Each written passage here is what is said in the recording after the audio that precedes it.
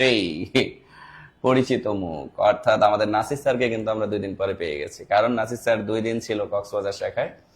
এবং আজকে কিন্তু আমরা বাংলা এবং কম্পিউটারের সবচেয়ে গুরুত্বপূর্ণ কোশ্চেনগুলো নিয়ে আজকের ক্লাসটার আয়োজন রেখেছি। এবং আজকের ক্লাসটা যারা ফার্স্ট টু লাস্ট করবেন, আমি প্রত্যাশা রাখতে পারি যে মিনিমাম 7 থেকে 8টা প্রশ্ন যে কোনো পরীক্ষায় এই সিমিলার টাইপের কমন পাবেন।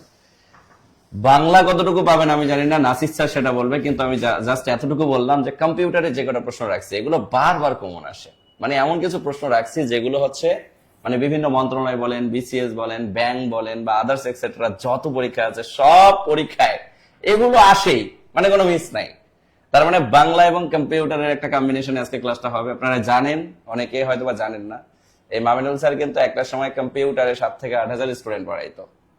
সো যদিও এখন শুধু ম্যাথটাকে সবচেয়ে বেশি প্রায়োরিটি দেই, কিন্তু কম্পিউটারের যে কোশ্চেন গুলো রেখেছি এগুলোর ব্যাখ্যা সহ যখন আমরা ভালোভাবে জানতে পারবো, বুঝতে পারবো, বিশ্বাস করেন আপনি এই ব্যাখ্যা এবং এই কোশ্চেনের আলোকে আপনি প্রাইমারি নিবন্ধন 10 থেকে 20 গ্রেড ব্যাংক বলেন, বিসিএস বলেন, সকল জব পরীক্ষায় কমন পাবেন।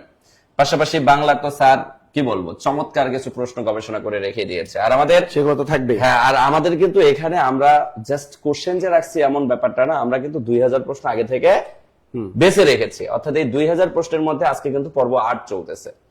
তো আমরা এখানে এই 2000 প্রশ্ন যদি সমাধান করতে পারি, আমরা ভেবে নিব যে আমাদের মিনিমাম 2 লাখ প্রশ্ন সমাধান হয়ে গেছে। কেন? কারণ এই 2000 প্রশ্নের সাথে আমরা যে পরিমাণ তথ্য পাবো, যেটা আসলে আনবিলিয়েবল। আপনি 95% প্রশ্ন যে কোনো মন্ত্রণালয়ে কমন পাওয়ার জন্য এটাই যথেষ্ট। সো আমার কলিজার ভাই, কলিজার বোনেরা, ক্লাসটা শেয়ার করতে হবে, বন্ধু বান্ধব শুভাকাঙ্ক্ষীদেরকে মেনশন করতে হবে। প্রতিদিনের মতো আজকের ক্লাসেও থাকতেছে আমাদের গিফট, অর্থাৎ প্রাইজ মানি। এবং এই প্রাইজ মানিতে আমরা আজকেও আপনাদের জন্য 1200 টাকার প্রাইজ মানি, পাশাপাশি আমরা কিন্তু নাসির স্যারের আজকে মিহির স্যারের বই হবে না, আজকে হচ্ছে নাসির স্যারের এই আপডেট যে বইটা আছে, আপডেট যেটা আমাদের হাতে গত 2 দিন আগে আসছে। এর আগে আমাদের কাছে বই ছিল না, নাসির স্যারের আগের বইগুলো আমরা হচ্ছে পাঠিয়ে দিয়েছি। আর এই যে নতুন বইটা, এটা আমাদের আপডেট আসছে, এই বইটা হচ্ছে এখন আমরা আপনাদেরকে দেব, অর্থাৎ একদম আপডেট এডিশন। এই দেখেন একেবারে ঘ্রাণ এখনো আছে, বুঝতে পারছি। সো এই আপডেট বইটা আমরা কিন্তু পেতে যাচ্ছি। সো আমার কলিজার ভাই, কলিজার বোনেরা, যারা আমরা আজকের এই লাইভ সেশনে আছি, আমরা প্রত্যেকেই মিহির স্যারের বই কেন দেওয়া হবে না, আপনি যোগাযোগ করেন। এই আম্মার আকবর আকন, আপনি নাম নাম্বার ঠিকানা দিলেই তো আপনার বই চলে যাবে। হয়তো আপনাকে কুরিয়ার করা হয়েছে, আপনি যদি নাম নাম্বার ঠিকানা দিয়ে থাকেন 501 কল দেন, আপনাকে তাইলে কুরিয়ার করা হয়েছে। শুনেন, প্রত্যেককেই আমরা বই পাঠিয়ে দিই। এখন আপনি যদি চুপ করে থাইকা এখানে, এই যে এখানে কমেন্ট করলে আপনি বই পাবেন। আপনাকে কি বলা হয়েছে, আপনি 01901519501 এই নাম্বারে আপনি হচ্ছে আপনার নাম, নাম্বার, ঠিকানা এবং আপনি কি কারণে বইটা পেয়েছেন এটা দেখে লিখে দিবেন যে আমি সর্বোচ্চ শেয়ারকারীর মধ্যে ছিলাম। তখন এটা মিলিয়ে আপনার ঠিকানায় বইটা পাঠিয়ে দেওয়া হবে। সো এই যে কমেন্ট করলেন, এটা নেগেটিভ একটা কমেন্ট করলেন যে এখানে কি যে আমি বই পাইনি, এর জন্য আপনার বইটা দেওয়া উচিত না। আপনাকে প্রসেস বলে দেওয়া হয়েছে, আপনি প্রসেস মেনটেন না করে এখানে কমেন্ট করতেছেন, এটা কোনো কথা হইলো বলেন? নাম্বার আছে, সবকিছু আছে, তাহলে আপনি যোগাযোগ করলেই তো আপনাকে বইটা পাঠিয়ে দিবে। সো আমার কলিজার ভাই, কলিজার বোনেরা, আমি আজকের ক্লাসটা আমি নিজেও শেয়ার করব। আমি জানি যে আজকের ক্লাসে আমরা কিন্তু মিনিমাম 1000 স্টুডেন্ট মিলে ক্লাসটা করব, কারণ আজকে আমাদের 2 জনের কম্বিনেশন। সো আমরা সবাই একটু লাইভটাকে শেয়ার করে দেই, বন্ধু বান্ধব শুভাকাঙ্ক্ষীদেরকে মেনশন করে দেই। আমি নিজেও আজকে শেয়ার করে দিচ্ছি, কারণ আজকের ক্লাসটা অনেক বেশি ইন্টারেস্টিং হতে যাচ্ছে, অনেক বেশি ইন্টারেস্টিং হতে যাচ্ছে আমার কলিজার ভাই, কলিজার বোনেরা, অনেক বেশি ইন্টারেস্টিং হতে যাচ্ছে। সো আমরা সবাই লাইভটাকে একটু শেয়ার করে দিব, শেয়ার করে দিব, শেয়ার করে দিব, শেয়ার করে দিব, বন্ধু বান্ধব শুভাকাঙ্ক্ষীদেরকে মেনশন করে দিব। ওকে, বন্ধু বান্ধব শুভাকাঙ্ক্ষীদেরকে মেনশন করে দিব। ওকে ওকে ওকে ওকে ওকে ওকে ওকে ওকে স্যার কিছু বলেন। আজকে আপনারা দেখতে পেয়েছেন যে আজকে কিন্তু একটা নতুন সুখবর। সুখবরটা আগে ছিল যে স্বাস্থ্য অধিদপ্তরে কিন্তু লোক নিবে, সেটা কিন্তু আজকেও কিন্তু দিয়ে দিচ্ছে। এই জন্য আজকে স্বাস্থ্য সহকারী পরীক্ষা প্রশ্ন কিন্তু আছে, এই চাকরিটা মিস করেন না। আর সমাজসেবা অধিদপ্তরের লাস্ট ডেট কিন্তু 23 তারিখ। 23 তারিখ কিন্তু সমাজসেবার লাস্ট ডেট। সুতরাং যারা এখন আবেদন করেনি, আবেদন করে রাখেন। তাই এই স্বাস্থ্য সহকারী পরীক্ষাটা কিন্তু লিখিত পরীক্ষা, এটা কিন্তু প্রিলি পরীক্ষা না, মাথায় রাখবেন, লিখিত পরীক্ষায়। সুতরাং এই চাকরিগুলো যাদের দরকার, সুতরাং ঝাঁপিয়ে পড়ে। এবং প্রাইমারি আপনারা জানতে পেরেছেন যে প্রাইমারির জন্য কিন্তু নতুন সার্কুলার আসবে। নিবন্ধনের জন্য আজকে দেখছেন মানববন্ধন হয়েছে, তো নিবন্ধনে কিন্তু সার্কুলারটা চলে আসবে। সুতরাং এখন থেকে কিন্তু ধুমাইয়া পড়াশোনা করতে হবে। আর রাত 10টায় যে আমাদের ফ্রি ক্লাস, এর প্রতিদিন যে কন্টেন্ট এটা আছে 9:50 চলতে থাকবে, একদম 9:50 এটা চলতে থাকবে। এই ক্লাসগুলো করেন, হ্যাঁ, এই ক্লাসগুলো করলে দেখবেন আপনি 80% প্রশ্ন কমান থাকবে। এছাড়া টুকটাক বেসিক ক্লাস যারা আছেন আমাদের পেইড বেসে যারা স্টুডেন্ট আছেন, তারা দেখবেন যে ওরা আপনাদের যারা আমাদের পেইড বেস স্টুডেন্ট না, তাদের আগে কিন্তু তারা জবাবটা দিয়ে দেয়, কারণ এদের পেইড বেসের ক্লাসে অনেক করানো হয়ে থাকে। যেমন কিছুক্ষণ আগেই কিন্তু রাত 8টার বাজে আমি সন্ধির ক্লাসটা করিয়েছি। তা সন্ধি থেকে যদি আজকে যদি কোনো প্রশ্ন আমি এখানে দিয়ে থাকি, সে পারবে সবার আগে টাস করে একটা জবাব দিয়ে দেবে সবার আগে। দেখেন যে সন্ধির ক্লাসটা করেছে, বেসিক ক্লাসটা, তো আমি যত বানিয়ে দিব দেখবেন পারবেন। আমাদের এখানে ক্লাসগুলো হয় কি, একটা এমসিকিউ দেয়া থাকে, একটা দিয়ে আমরা আরো 4 থেকে 5টা এমসিকিউ বানিয়ে দিই। তো দেখা যায় 30টা এমসিকিউ দিয়ে থাকলে প্রায় 200 এবং স্যার বানানোগুলোই কিন্তু আসে, একই প্রশ্ন আসে না, এবং একই প্রশ্ন আসে না। আপনি দেখেন আইসিটি যে জিনিসটা দেখেন, আপনারা ভুলেও মনে হয় আইসিটি বই বাজার থেকে কেউ কিনেন না, আর ভুলেও ভয় না, কিন্তু বিশেষ পরীক্ষা দেখেন 15 নম্বর আইসিটি থেকে প্রশ্ন তো আসবেই, এবং প্রাইমারি বলে 10 থেকে 20তম গেট প্রচুর। ওরে বাইরে 10 থেকে 20তম গেট পরীক্ষা কম্পিউটার পড়ার পথে যারা অ্যাপ্লাই করে, তাদের তো এখান থেকে ছোট ছোট প্রশ্ন থেকে যে প্রশ্ন ধরে, আরে বাবা, লিখিত আসে। হ্যাঁ, এসটিএমএল পূর্ণ কি, তারপর নিচে কিন্তু ইনপুট আউটপুট, এত একটা থাকবে একদম কম্পালসারি। হ্যাঁ, গুগলের প্রতিষ্ঠা থাকে, ফেসবুকের প্রতিষ্ঠা থাকে, এআই এর পুনরূপ কি, এগুলো কমন, ওই যে টেসলা, আরো জানি এই যে জিনিসগুলো কিন্তু থাকে। সুতরাং আইসিটি সম্পর্কে বেশি কিছু লাগে না, এবং এখন কমন যে জিনিসগুলো এগুলো যদি বারবার পড়েন তাহলে কিন্তু এগুলো কমন পড়তে। স্যার কিন্তু ওই পোস্টগুলো কিন্তু আজকে রেখেছে, সুতরাং টেনশন নেওয়ার কোনো কারণ নাই। আবার বলে দিচ্ছি, সর্বোচ্চ শেয়ারকারী মেনশনকারীর জন্য টেকা তো আছেই, নগদ অর্থ তো আছে, এবং সাথে কেরে প্লাস বাংলা বইটা কিন্তু থাকবেই। ওকে, সো আমার কলিজার ভাই, কলিজার বোনেরা, আমরা অলরেডি 400 স্টুডেন্ট চলে এসেছি ক্লাস শুরু করার আগে। মাশাআল্লাহ, জাযাকাল্লাহ খাইরান। আমরা একটু সবাই শেয়ার করে দেই, মেনশন করে দেই, আমরা আমাদের ক্লাসটা শুরু করে দিতে পারি, তাই না স্যার? ওকে স্যার, আগে কি আমারটা নাকি আপনারটা? আপনারটাই আছে আগে। হ্যাঁ, দেন। ওয়াও, চমৎকার একটা প্রশ্ন স্যার। এই প্রশ্নটা দেখেন, এটা একটা কঠিন একটা টপিক। এই কঠিন টপিকটা প্রশ্নের রেফারেন্স দেন নাই স্যার? কেন দেয় না? আচ্ছা, সমস্যা নেই। এটা কি করলো আবার? আচ্ছা, ধ্বনি পরিবর্তন নিয়মে কোনটি বর্ণ বিপর্যয়ের উদাহরণ? এই প্রশ্নটা যে কতবার আসছে এটার কোনো হিসাব নেই, যে কতবার আসছে এই প্রশ্নটা। তাহলে এখানে বলছে নিচে কোনটি ধ্বনি পরিবর্তন নিয়মের ভিতরে কোনটি বর্ণ বিপর্যয়, এখানে বলছে। আমি কিন্তু এর আগেও পড়িয়েছিলাম আপনাদের বর্ণ বিপর্যয়টা কি। এর প্রথম নাম ধ্বনি বিপর্যয়, জিনিসটার নাম হলো ধ্বনি বিপর্যয়।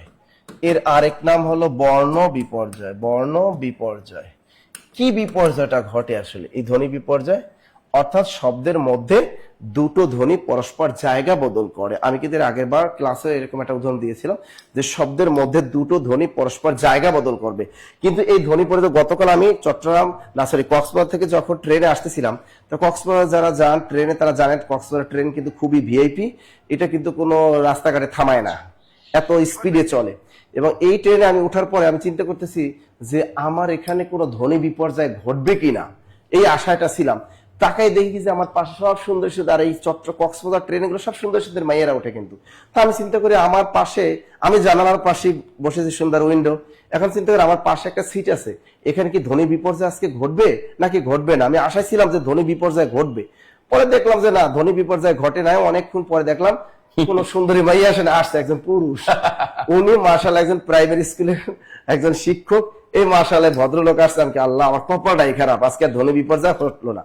এখন যদি এইখানে যদি ওই ট্রেনের সিটে দুইজন, কিন্তু আমি তো জানালার পাশে বসেছি, আর আমার পাশে যদি কোনো সুন্দরী মেয়ে যদি এসে বসতো, 100% ওই মাইয়া আমারে কইতে কি, ভাইয়া প্লিজ আমাকে একটু জানালার পাশে দেয়া যায়, আমার না অনেক মাথা ঘুরায়, বমি বমি ভাব আসে, আমি না ট্রেনে চড়তে পারি না বা গাড়িতে আমি চড়তে পারি না, আপনি যদি কিছু মনে না করেন আমাকে একটু জানালার পাশে দিলে না খুব ভালো লাগতো। কারণ আমিও কি করতাম, ওই মেয়ের পরশে, মেয়ের রোমান্টিক বাক্যে, ওর পরশে আমি কি করতাম, জায়গাটা আমি ছেড়ে দিতাম, অর্থাৎ জানালার পাশে ওই সুন্দরী রমণীকে দিয়ে দিতাম, আর আমি চলে আসতাম সুন্দরী রমণীর পাশে। এই যেটা ইন্টারচেঞ্জ হয়ে যেত, এটাকে বলা হয়তো ধ্বনি বিপর্যয় অথবা বর্ণ বিপর্যয়। আশা করি জিনিসটা বুঝতে পারছেন। যেমন এই যে দেখেন, পয়রস্বীকারী পি পিশাস, হ্যাঁ পিশাস, এই যে দেখেন এই পয়রসিকের পি, এটা কোনো চেঞ্জ হবে না, এই পি। এই যে ধ্বনি বিপর্যয় বর্ণ বিপর্যয়, দেখো এই সিটে এই জানালার পাশে এই যে আমি নাসির স্যার, হ্যাঁ, আর এই যে মাঝখানে এটা হলো এই সেই সুন্দরী মেয়েটা। তো সুন্দরী মেয়েটা কি করলো, সে বললো সে জানালার পাশে যাবে, যাও তুমি, আর আমি কি মাঝখানে ঢুকে পড়বো। এই পয়েকের পশকে পিস হয়েছে সাপিসাস, দেখছেন এই পরস্পর জায়গা বলে, এটাকে বলে ধ্বনি বিপর্যয় অথবা বর্ণ বিপর্যয়। আবার দেখো লাফ, লয়কা লাফ লাফ, এই যে দেখো, তাহলে ট্রেনে যখন দুইটা সিট, তো এই হলো আমি, এই হলো নাসির স্যার জানালার পাশে বসছে, আর এই হলো মেয়েটা। তো জানালার পাশ থেকে মেয়েটা টেনে আমাকে এই পাশে নিয়ে আসলো, আর মেয়েটা জানালার পাশে চলে গেল। তা হয়ে যাবে কি ফাল, লাভ হয়ে গেল কি ফাল, কি ক্লিয়ার?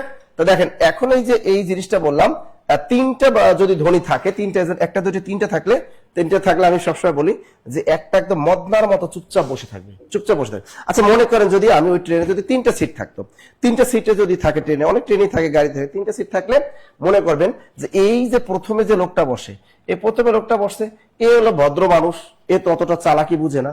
এখন মনে করো রাতের বেলা ট্রেন জানি কতটা ভয়াবহ, এখানে মনে করো এই যে মেয়েটা পড়ছে মাঝখানে, আর আমি এই নাসির স্যার বললাম শেষে, আর এই মাঝখানে পড়লো মেয়েটা, আর এই প্রথমে কি এক ভদ্রলোক। এখন আমার ধান্দা থাকবে যে আমি জানালার পাশে বসলাম, এই মেয়েটাকে যেমনে হোক আমি জানালার পাশে নিয়ে আসবো, যাতে এই ছেলেটার হাতের থেকে এই মেয়েটাকে রক্ষা করে আমি পুরোটা এই মেয়েটাকে আমার করে নিতে পারি। এই বুদ্ধিটা টেকনিক খাটাইলাম। তা আমি কি করলাম, মেয়েটা বললাম ওকে, কে আপনি কি করেন, আপনি জানালার পাশে আসেন, আর আমি মাঝখানে ঢুকে পড়ি। এই ছেলে কিন্তু এই মদনার মতো এখানে বসে রইলো, ও কোনো একদম অভাগা, এই টুস করে মাঝখানে ঢুকে পড়লাম, আর মেয়েটাকে আমার করে আমি নিয়ে নিলাম। এটার নামই হলো ধ্বনি বিপর্যয় অথবা বর্ণ বিপর্যয়। আর একটা উদাহরণ যদি দিই, যেমন ন ক শয়কাশা, নকশা, হ্যাঁ, এই যে নকশা, এটা কি হয়ে যাবে বলতো, নকশা, নকশা কি হবে, নকশা কি হয়ে যাবে, এই যে মদনা ছেলেটা বসে রইলো, এই তালবসাটা কি করলো মাঝখানে ঢুকে পড়বে, আর এই কটা শেষে চলে যাবে। এটাকে বলা হয় ধ্বনি বিপর্যয় অথবা বর্ণ বিপর্যয়। ক্লিয়ার সবাই? কি বুঝছেন এই যে ধ্বনি বিপর্যয় বর্ণ বিপর্যয়, বুঝছেন তো? সহজ কিন্তু, কঠিন কিন্তু কিছুই না। আচ্ছা পরেরটা যদি আমরা একটু দেখি,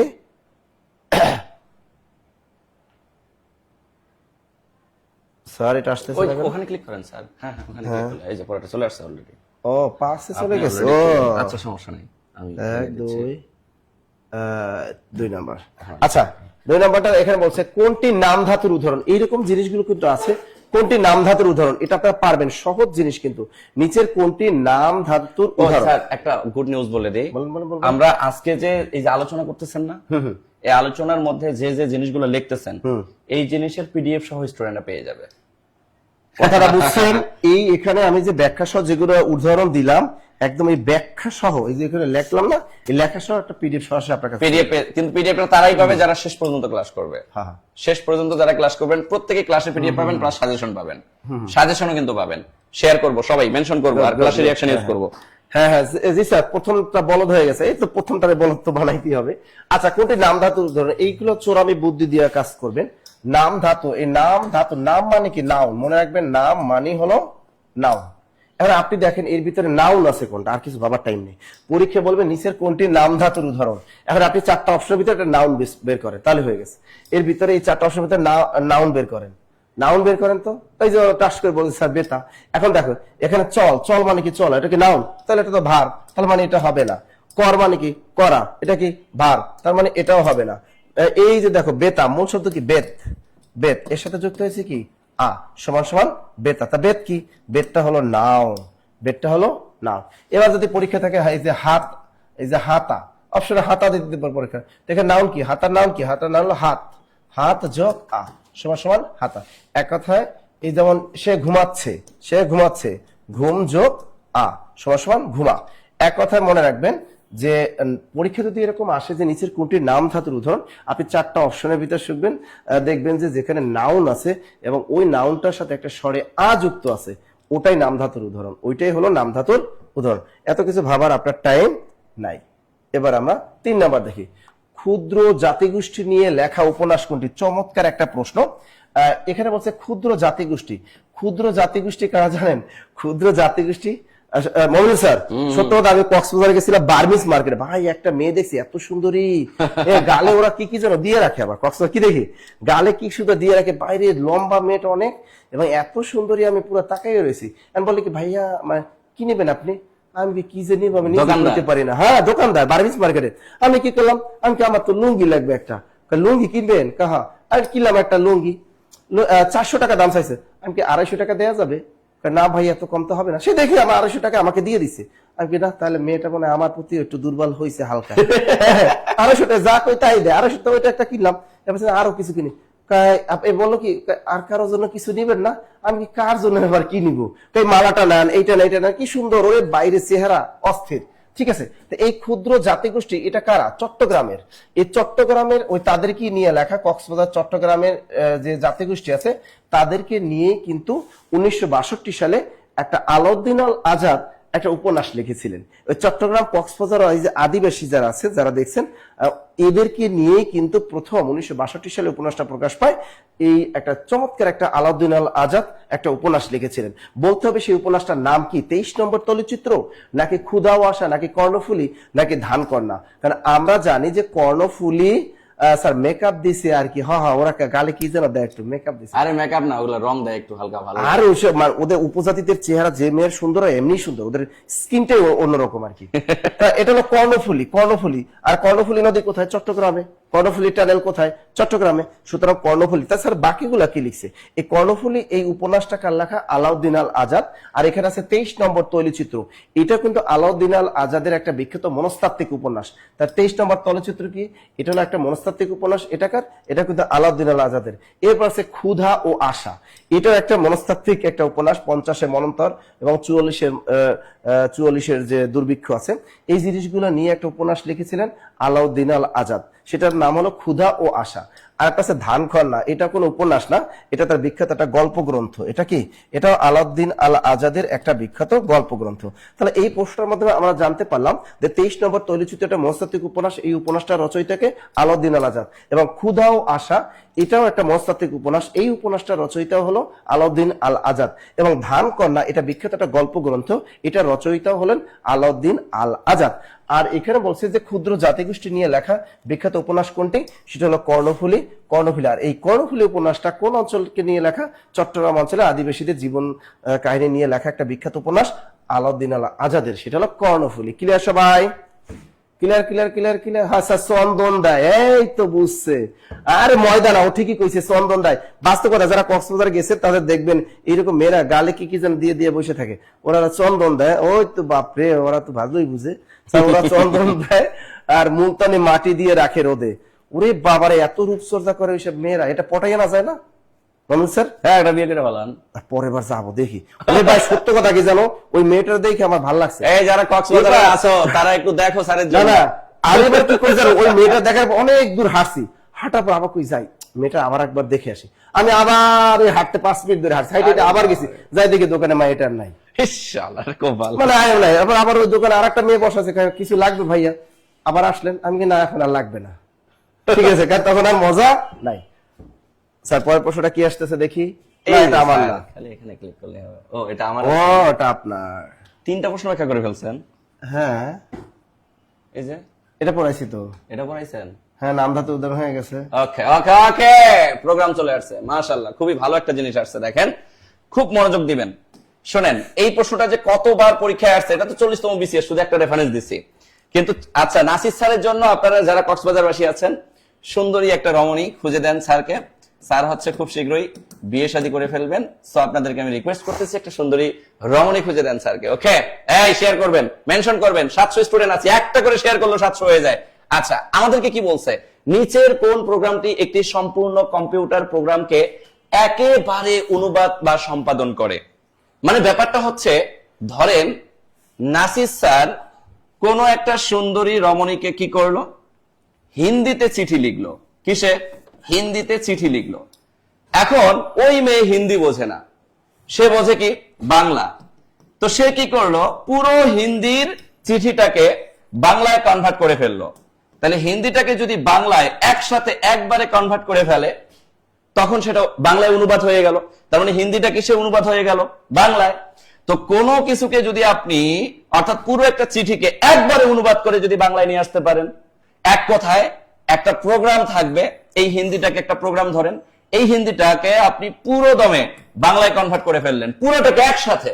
তখন এই জিনিসটাকে আমরা বলি কম্পাইলার। কম্পাইলার মানে কমপ্লিট। কম্পাইলার মানে কি? কমপ্লিট। মাথায় রাখবেন, C for compiler, C for complete, মানে পুরো জিনিসটাকে একবারেই সে অনুবাদ করে ফেলে। কিন্তু যদি ব্যাপারটা এরকম হইতো, দেখেন যে নাসির স্যার তার পছন্দের মানুষকে একটা একটা করে মেসেজ পাঠাচ্ছে, আই লাভ ইউ। এখন এই আই লাভ ইউ এটার মিনিং মেয়েটা বোঝে না, সে ভাবতেছে যে না, আমি তো বাংলা বুঝি, আমি বাংলা ছাড়া ইংলিশ বুঝি না। তার মানে এটার বাংলা কি? সে একটা একটা করে লাইনকে সে বাংলায় অনুবাদ করতেছে, আমি তোমাকে ভালোবাসি। এই যে আমি তোমাকে ভালোবাসি, এই বাংলায় যে অনুবাদ করলো, যদি এরকম একটা একটা করে লাইন সে অনুবাদ করে, তখন তাকে আমরা বলি ইন্টারপ্রেটার। অর্থাৎ ওই যে আমরা কম্পিউটারে যখন কোনো কিছু লেখি, এন্টারে ক্লিক করি, নিচের লাইনে চলে আসে। অর্থাৎ এক লাইন অনুবাদ করলে আরেক লাইনে যদি, অর্থাৎ এক লাইন করে যদি কোনো কিছু অনুবাদ করি আমরা, সেটাকে বলবো আমরা ইন্টারপ্রেটার। কি বলবো? ইন্টারপ্রেটার। তাহলে ইন্টারপ্রেটারের কাজ কি? লাইন টু লাইন অনুবাদ করা, লাইন টু লাইন অনুবাদ করা। কম্পাইলারের কাজ কি? কম্পাইলার মানে পুরোটাকে কমপ্লিট করে দিবে, একবারে অনুবাদ করা। আর যদি আমরা বলি এখানে ইন্টারপ্রেটার গেল, ও এখানে ভুল লেখছে, এটা অ্যাসেম্বলার ছিল, অ্যাসেম্বলার। এই অ্যাসেম্বলারের কাজ কি? অ্যাসেম্বলারের কাজ কি? অ্যাসেম্বলারের কাজ হচ্ছে অ্যাসেম্বলি ভাষাকে অনুবাদ করা। অ্যাসেম্বলারের কাজ হচ্ছে অ্যাসেম্বলি ভাষাকে অনুবাদ করা। তাইলে এই যে অনুবাদক প্রোগ্রাম মূলত তিনটা, একটা হচ্ছে কম্পাইলার, একটা ইন্টারপ্রেটার, আর একটা হচ্ছে অ্যাসেম্বলার। মনে রাখবো, অনুবাদক প্রোগ্রাম কয়টা? তিনটা, ইন্টারপ্রেটার, কম্পাইলার, অ্যাসেম্বলার। ইন্টারপ্রেটার কি করে? এন্টার, লাইন টু লাইন অনুবাদ করে। কম্পাইলার কি করে? পুরোটাকে একবারে অনুবাদ করে। অ্যাসেম্বলার কি করে? অ্যাসেম্বলি ভাষাকে অনুবাদ করে। ক্লিয়ার? এই clear clear clear clear clear clear clear clear. মাশাআল্লাহ, আমরা কিন্তু 740 জন স্টুডেন্ট চলে এসেছি। সবাই একটু ক্লাসে কিন্তু আমরা রিঅ্যাকশন ইউজ করব। ওকে, এরপরে দেখেন খুবই মজার একটা প্রশ্ন আসছে, কিন্তু এই প্রশ্নটাও কিন্তু আমাদের প্রচুর পরিমাণে পরীক্ষায় আসে, কিন্তু আমরা ভুল করি। শোনেন, একটা জিনিস মাথায় রাখবেন, যদি আপনাকে কখনো বলা হয় অপটিক্যাল ফাইবারের আলো কোন ঘটনাটি, মানে অপটিক্যাল ফাইবারে আলোর কোন ঘটনাটি ঘটে? আলোর মধ্যে তো প্রতিসরণও ঘটতে পারে, বিচ্ছুরণও ঘটতে পারে, অপবর্তনও ঘটতে পারে, অভ্যন্তরীণ প্রতিফলনও ঘটতে পারে। তাহলে এই চারটা ঘটনার মধ্যে কোনটা ঘটবে, এটা কিন্তু আপনাকে প্রশ্ন করছে। খুব মনোযোগ দেন, শোনেন। যদি আপনি ফাইবার অপটিক কেবলের কথা বলেন, এই ফাইবার অপটিক কেবল থেকে এখন পর্যন্ত বিসিএস এর 4টা প্রশ্ন আসছে, এবং প্রাইমারিতে আসছে মিনিমাম 7 বার প্রশ্ন, নিবন্ধনে আসছে প্রায় 8 থেকে 9 বার প্রশ্ন, 10 থেকে 20তম গ্রেডে মিনিমাম 20 থেকে 25 বার আসছে, আর ব্যাংক জব পরীক্ষায় মিনিমাম 100 বার আসছে। তাহলে এই ফাইবার অপটিক কেবল আমরা কি করি?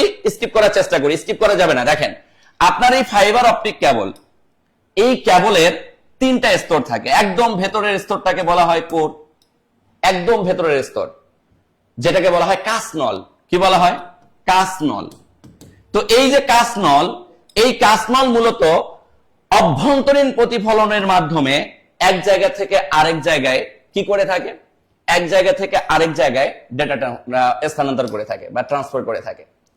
তার মানে এই অপটিক্যাল ফাইবারের আরেকটা ঘটনা হচ্ছে, এ কিন্তু আলোর গতিতে, এ কিসের গতিতে?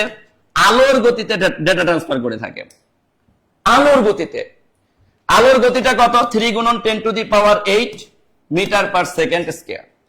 তাহলে 3 গুণন 10 to the power 8 metre per second. তাহলে এই বেগে কি করে এই ফাইবার অপটিক কেবল এক জায়গা থেকে আরেক জায়গায় ডেটা ট্রান্সফার করে থাকে। আমি মনে কথা বুঝাইতে পারছি? সো আমার কলিজার ভাই, কলিজার বোনেরা, এই জায়গায় আমরা মনে রাখবো অপটিক্যাল ফাইবার আলোর কোন ঘটনাটি, মানে অপটিক্যাল ফাইবারে আলোর কোন ঘটনাটি ঘটে? পূর্ণ অভ্যন্তরীণ প্রতিফলন ঘটনাটি ঘটে। এই পূর্ণ অভ্যন্তরীণ প্রতিফলন ঘটনাটির মধ্যে ডেটা কিসের গতিতে ট্রান্সফার হয়? আলোর গতিতে ট্রান্সফার হয়। আলোর গতি কত? 3 গুণন 10 to the power 8। Clear clear clear clear clear clear clear clear. মাশাআল্লাহ, ক্লিয়ার। এই সবাই মেনশন করব, মেনশন করব, মেনশন করব, শেয়ার করব। স্যার আপনার প্রশ্ন চলে আসছে। ও স্যার, দেখছেন? চমৎকার একটা প্রশ্ন। এ তো খুব মজার একটা প্রশ্ন দেখতেছি। সবাই একটু শেয়ার করব। একটা প্রশ্ন এখান থেকে দেখেন, মুক্তিযুদ্ধ ভিত্তিক ভাষা আন্দোলন ভিত্তিক কেন রাখি আমি জানি, কারণ মুক্তিযুদ্ধ ভিত্তিক ভাষা আন্দোলন ভিত্তিক এই প্রশ্ন কিন্তু আসে। যে অনেক সময় আপনাকে বলে যে নিচের কোনটি ভাষা আন্দোলন ভিত্তিক উপন্যাস, কে বলতে পারেন? নিচের কোনটি ভাষা আন্দোলন ভিত্তিক উপন্যাস, এই জিনিসটা কিন্তু আসে পরীক্ষায়। আবার এখানে ভাষা আন্দোলন ভিত্তিক প্রথম উপন্যাস কি বলেন তো? ভাষা আন্দোলন, অনেকবার আসছে প্রশ্নটা। ভাষা আন্দোলন ভিত্তিক প্রথম উপন্যাসের নাম কি? দ্রুত বলেন, আপনারা পারবেন তো? ভাষা আন্দোলন ভিত্তিক প্রথম উপন্যাসের নামটা বলেন দ্রুত। ভাষা আন্দোলন ভিত্তিক প্রথম উপন্যাসের নাম কি? আরেক ফাল্গুন। এটা মনে রাখবেন, আরেক ফাল্গুন। আপনারা কিন্তু এই লিটারেচার কম পড়েন, এটা মাথায় রাখবেন। লিটারেচার কম পড়লে হবে না, কিন্তু 4 থেকে 5টা প্রশ্ন সবসময় আসে। এই উপন্যাসটা কত সালে প্রকাশ পায় এটা মনে রাখতে হবে। এই স্যার, এই কি এডি কি করছেন? এটা কইলা রেখে ক্লাস নিলে হবে? আরে মাহবুবুল আলম স্যার, কথা আসে না।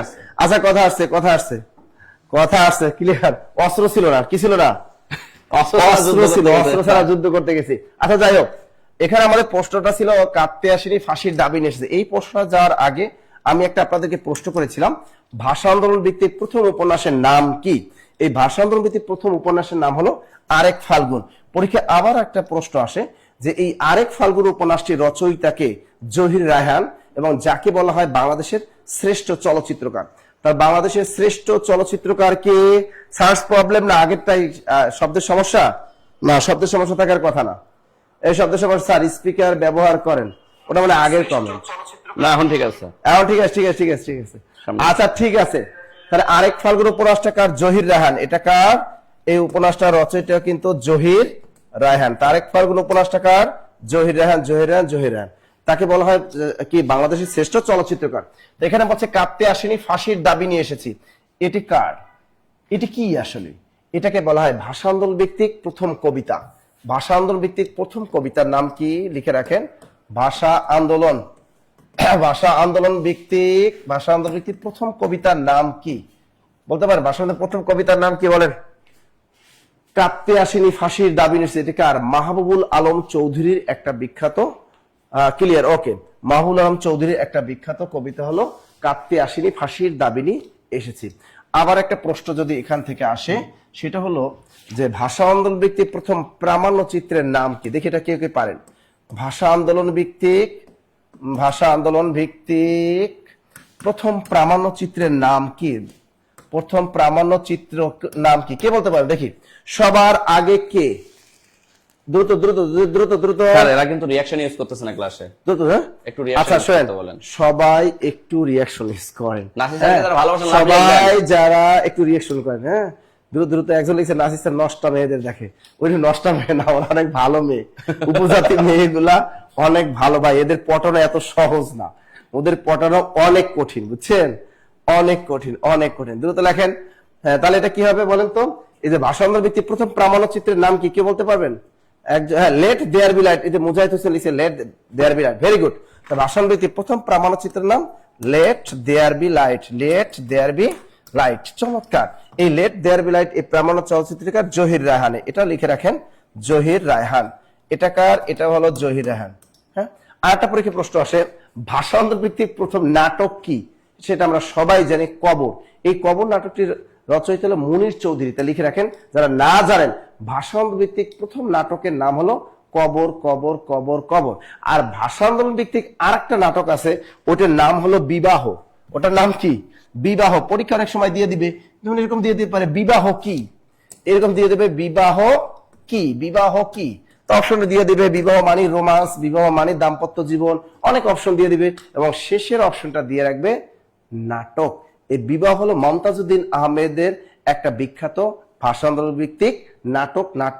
বিবাহ এই নাটকটিকার মমতাজউদ্দিন আহমেদের বিখ্যাত একটি ভাষা আন্দোলন ভিত্তিক নাটক। নাটকটির নাম বিবাহ। আর তাহলে ভাষা আন্দোলন ভিত্তিক নাটক কয়টা পাইলাম? একটা পাইলাম কবর, আর একটা পেলাম আমরা বিবাহ। দুইটা কিন্তু মনে থাকবে, যেন মনে থাকবে। তার ভাষা আন্দোলন ভিত্তিক প্রথম চলচ্চিত্রের নাম কি? ভাষা আন্দোলন ভিত্তিক প্রথম চলচ্চিত্রের নাম কি? কেউ বলতে পারবেন? ভাষা আন্দোলন ভিত্তিক প্রথম চলচ্চিত্রের নাম কি? ভাষা আন্দোলন ভিত্তিক প্রথম চলচ্চিত্রের নাম কে বলতে পারবেন? ভাষা আন্দোলন ভিত্তিক প্রথম চলচ্চিত্রের নাম কি? এটা আপনাদের জন্য দেখি কে পারেন, অপশনে রাখলাম। আচ্ছা হ্যাঁ, কবর কবিতা কিন্তু ওটা হলো জসিমউদ্দিনের, ঠিক আছে। একটু দেখেন, ব্যাঙগাছি কার ছদ্মনাম। এখানে বলছে ব্যাঙগাছি কার ছদ্মনাম। এই জিনিসটা কিন্তু আপনাদের কাছে একটা মানে আনকমন একটা বিষয়, ব্যাঙগাছি কার ছদ্মনাম। দেখি এখানে সমরেশ বসু আছে, এখানে কালীপ্রসন্ন সিংহ আছে, সুকুমার রায়, কাজী ইসলাম আছে। এই জিনিসটা দেওয়ার এই মূল উদ্দেশ্য হলো এটাই যে এই যে ছদ্মনাম, এই টপিকটা খুবই ভেরি ভেরি ইম্পর্টেন্ট। ছদ্মনাম ও উপাধি, ছদ্মনাম ও উপাধি একটা টপিক আছে, এই টপিকটা খুবই ইম্পর্টেন্ট। এই টপিকটা কিন্তু ভালো করে পড়বেন। ক্যারিয়ার প্লাস বাংলা বই সুন্দর মতো দেয়া আছে, আমাদের লেকচার শিটে সুন্দর মতো দেয়া আছে। এই ছদ্মনাম উপাধি অনেক আসে পরীক্ষা। যেমন পরীক্ষায় আসতে পারে বাঘা তেঁতুল কার ছদ্মনাম, বাঘা তেঁতুল কার ছদ্মনাম, কেউ বলতে পারবেন বাঘা তেঁতুল কার ছদ্মনাম। এই আনকমন গুলাই কিন্তু ধরে, ইস বাঘা তেঁতুল, দেখবেন পরীক্ষার মাথা চুলকাইবে কিন্তু পারবে না। এখানে যারা আছেন অনেকেই পারবেন না। বাঘা তেঁতুল কার ছদ্মনাম, দ্রুত বলো। এখনো পারে না। অপরাজিতা সাবিনা বলছে স্যার জীবন থেকে নেয়া। Thank you, thank you, thank you, thank you. তাহলে এখানে বাঘা তেঁতুল কার ছদ্মনাম কেউ পারলেন না। সৈয়দ আবুল মকসুদ, সৈয়দ আবুল মকসুদ, তার বিখ্যাত ছদ্মনাম হলো বাঘা তেঁতুল। দেখছেন এগুলো অনেকেই পারতেন না। আপনি যেটা পড়বেন না ওটাই ধরবে, যেটা পড়বেন না ওটাই ধরবে। ওকে, তো এখানে বলছে ব্যাঙ্গাচি, কারণ কি অনেক প্রতিভা ছিল আমাদের কাজী নজরুল ইসলামের ছোটবেলা থেকে। আমরা জানি ছোটবেলা তিনি লেটো গানের দলে যুক্ত ছিলেন। পরীক্ষা আসতে পারে যে নিচের কোন কবি লেটো গানের সাথে যুক্ত ছিলেন, আবার ধরতে পারে নিচের কোন কবি যাত্রাপালার গানের সাথে জড়িত ছিলেন।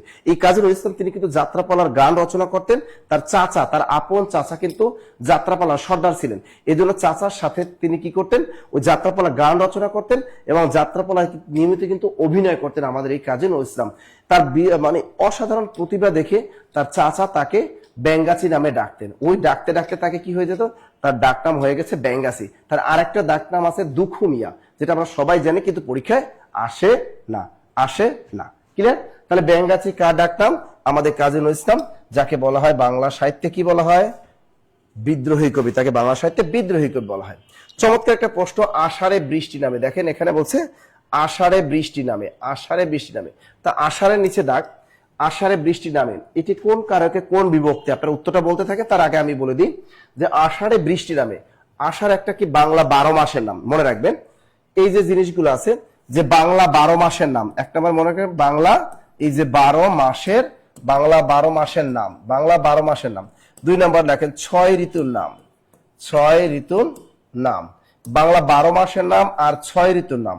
আর একটা লিখে রাখেন 7 দিনের নাম, 7 দিনের নাম।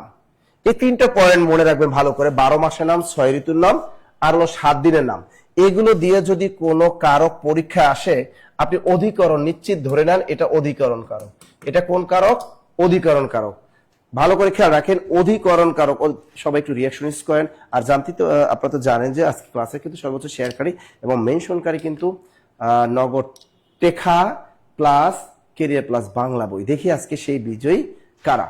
এবার একটু খেয়াল রাখেন, দেখেন আমরা কি বলেছিলাম যে 12 মাসের নাম যদি থাকে কোথাও পরীক্ষা হলে, দেখবেন ওটা আপনি অধিকরণ কারক হয়ে যাবে। এবার যদি 6 ঋতুর নাম যদি থাকে, যেমন একটা প্রশ্ন আসতে পারে বসন্তে, বসন্তে কোকিল ডাকে, বসন্তে কোকিল, বসন্তে কোকিল ডাকে। এখানে বসন্তে কোন কারকে কোন বিভক্তি?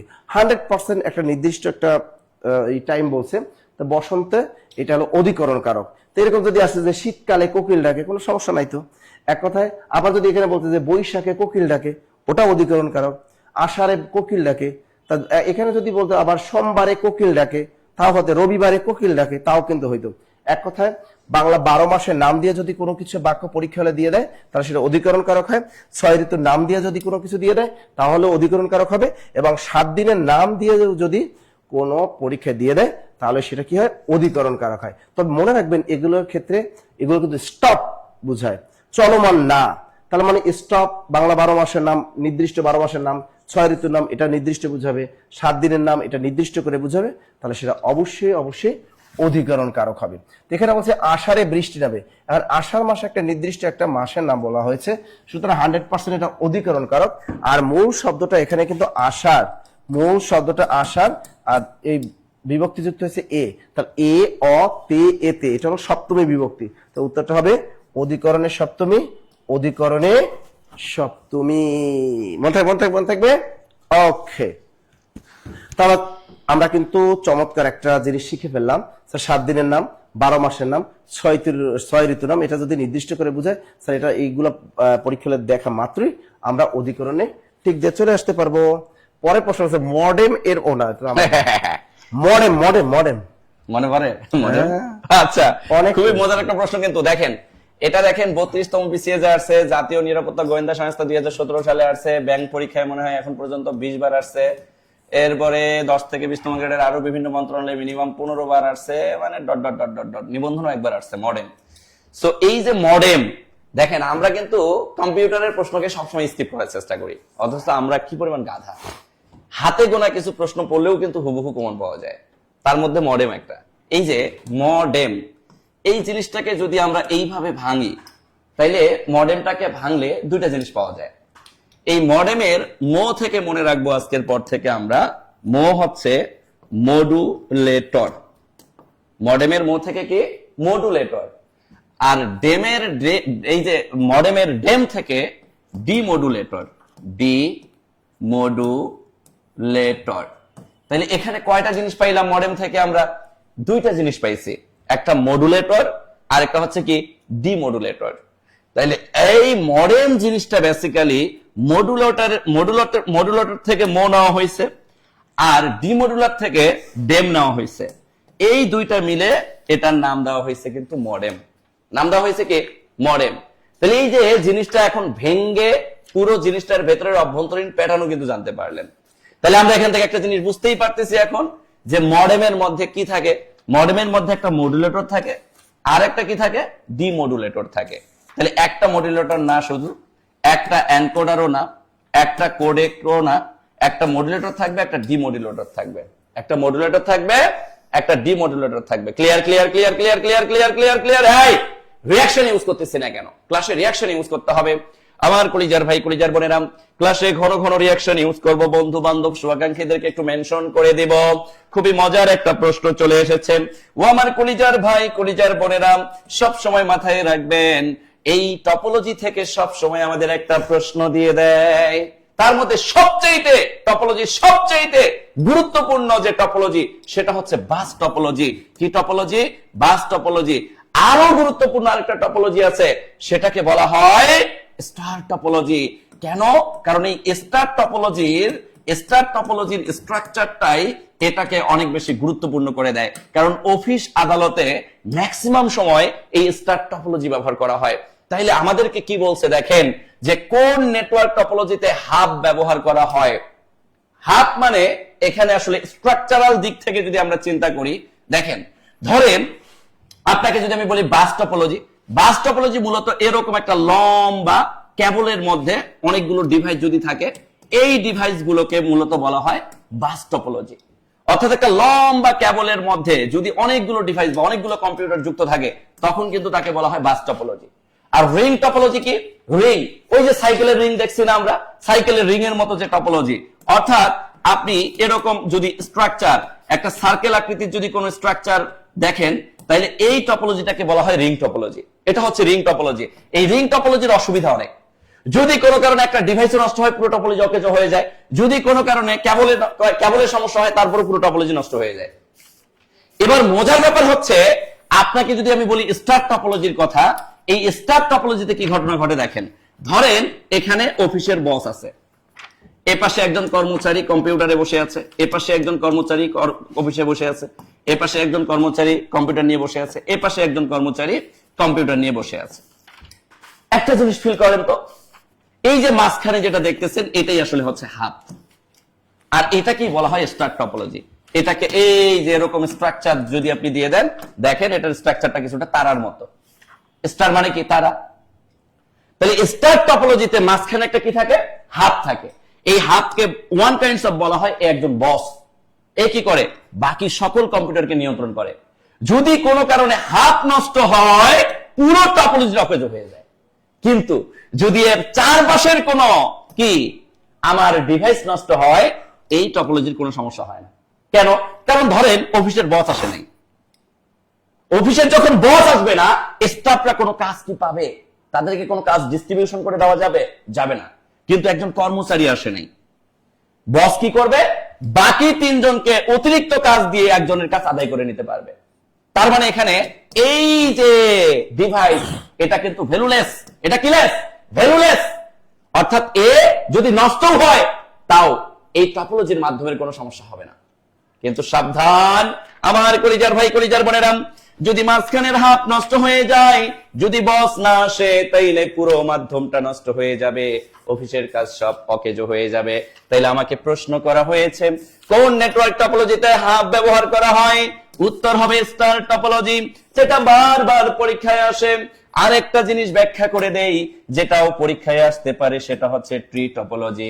এই ট্রি টপোলজি কি দেখেন, ধরেন এটা গাছের একটা মূল, এই মূল থেকে দুইটা শাখা বের হইল, এবার এই শাখা থেকে প্রশাখা বের হইল, দেখতে বট গাছের মতো হইলেও এই স্ট্রাকচারের যে টপোলজি, এই টপোলজিকেই বলা হয় আমাদের ট্রি টপোলজি।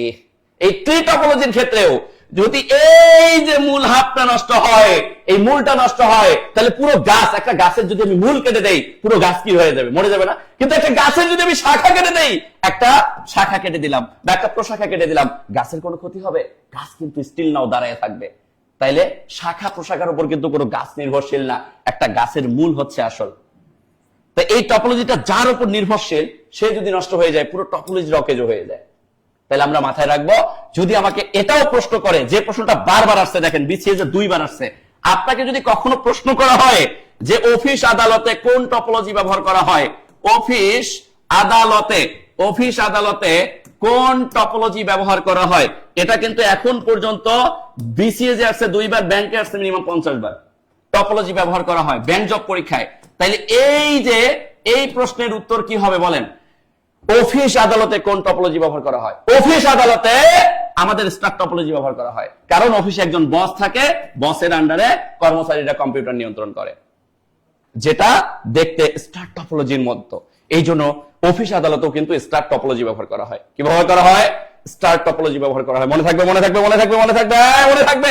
মাশাআল্লাহ মাশাআল্লাহ, বাবাকে বড্ড ভয় পাই। ও নাসির স্যার কোথায়? আল্লাহ, প্রশ্ন এসেছে, বাবাকে বড্ড ভয় পাই। চমৎকার একটা প্রশ্ন। এই প্রশ্নটা কিন্তু স্যার দেন, অস্ত্র দেন, খেয়াল করেন, স্টার টোপোলজি, রিং টোপোলজি, এগুলো অনেক সুন্দর সুন্দর জিনিসগুলো আছে। আচ্ছা, যাই বাস টোপোলজি, যাই হোক, এবার আমরা শিখবো বাবাকে বড্ড ভয় পাই। জিনিসটা ভালো করে আগে বোঝার চেষ্টা করেন, কেন ভয় পাইবেন, ভয় জিনিসটা কি? শব্দটা হলো ভয়। পরীক্ষার হলে যদি ভয় জিনিসটা থাকে, এই ওয়ার্ডটা যদি থাকে, কোনো বাক্য যদি ভয় দিয়ে দেয়, আপনি নিশ্চিন্ত থাকেন, ওটা অপাদান কারক। ওটা কোন কারক? অপাদান কারক। তা ভয় মানেই কোন কারক? মনে রাখবেন, ভয় মানেই হলো অপাদান কারক, ভয় মানেই হলো অপাদান কারক। এখন আসি, স্যার ভয় মানেই তো অপাদান কারক, জিনিসটা কি আর একটু ক্লিয়ার করেন। ক্লিয়ারটা হলো, যদি দেখেন কোনো বাক্যে ভয় বুঝায়, এক্ষেত্রে ভয়ের উৎসটা হবে অপাদান কারক। ওই ভয়টা কিন্তু অপাদান কারক না, ভয় শব্দটা অপাদান কারক না, ভয়ের উৎসটা হবে অপাদান কারক। লিখে রাখেন, কোনো বাক্যে যদি ভয় থাকে, সেক্ষেত্রে ভয়ের উৎসটি হবে অপাদান কারক। যেমন আপনি বললেন যে আমি বউকে বড্ড ভয় পাই, আমি বউকে ভয় পাই। কি লিখলেন? আমি বউকে কি করি? আমি বউকে ভয় পাই, আমি এই বউকে ভয় পাই। দেখেন, এই বাক্য কিন্তু ভয় শব্দটা আছে। এখন ভয়ের উৎসটাকে, ভয় পাইলেন কারে? এবারে অপাদান কারক কে? অবশ্যই বউ, কারণ ভয়ের উৎস কি? বউ। মূল শব্দ বউ, বিভক্তি আছে কে, তো কে রে দ্বিতীয় বিভক্তি, সুতরাং এটা হবে অপাদানে দ্বিতীয়, অপাদানে দ্বিতীয়। আরেকটা বাক্য পরীক্ষা আসে, যেখানে বাঘের ভয় সেখানে সন্ধ্যা হয়। যেখানে বাঘের ভয় সেখানে কি হয়? সন্ধ্যা হয়, সেখানে সন্ধ্যা হয়।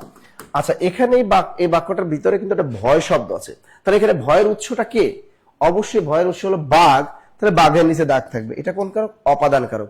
মূল শব্দ হলো বাঘ, এর বিভক্তি আছে র এর, তার মানে ষষ্ঠী বিভক্তি, তাহলে এটা হবে অপাদানে ষষ্ঠী, অপাদানে ষষ্ঠী। ক্লিয়ার ক্লিয়ার ক্লিয়ার ক্লিয়ার, মনে থাকবে, মনে থাকবে। এরকম পরীক্ষা কিন্তু আসে। তাই এখানে বলছে এখানে আসছে বাবাকে বড্ড ভয় পাই, তাহলে বাবাকে নিচে দাগ, মূল শব্দ বাবা, বিভক্তি হলে কে, তাহলে অপাদানে পঞ্চমী হবে না, অপাদানে দ্বিতীয়, অপাদানে দ্বিতীয়। আপনি যাকে, যে সে পিপিলিকায় বড্ড ভয় পাই, সে পিপিলিকায় বড্ড ভয় পায়, এখানে অপাদান কারক কে? পিপিলিকা। আপনি এক কথায় যাকে ভয় পাবেন, ভয় দিয়ে যদি কোনো কিছু বাক্য পরীক্ষার হলে দেখেন, সেক্ষেত্রে যে মানে ভয়ের উৎসটাই হবে অপাদান কারক, ভয়ের উৎসটাই হবে কি? অপাদান কারক। গুড স্যার, ভয় শব্দটা কোন কারক হবে? ভয় যদি থাকে, ওটা বেশিরভাগই কর্মকারক হয়ে যায়, কর্মকারক। আচ্ছা, সর্বশিষ্যে জ্ঞান দেন গুরু মহাশয়। এই যে দেখেন, একটা জিনিস ভালো করে খেয়াল রাখেন, এই জিনিসটার নাম হলো সম্প্রদান কারক। একেবারে সহজভাবে শিখে নেবেন। এই সম্প্রদান শব্দটার ভিতরে একটা দান, একটা জিনিস আছে। দান জিনিসটা কি?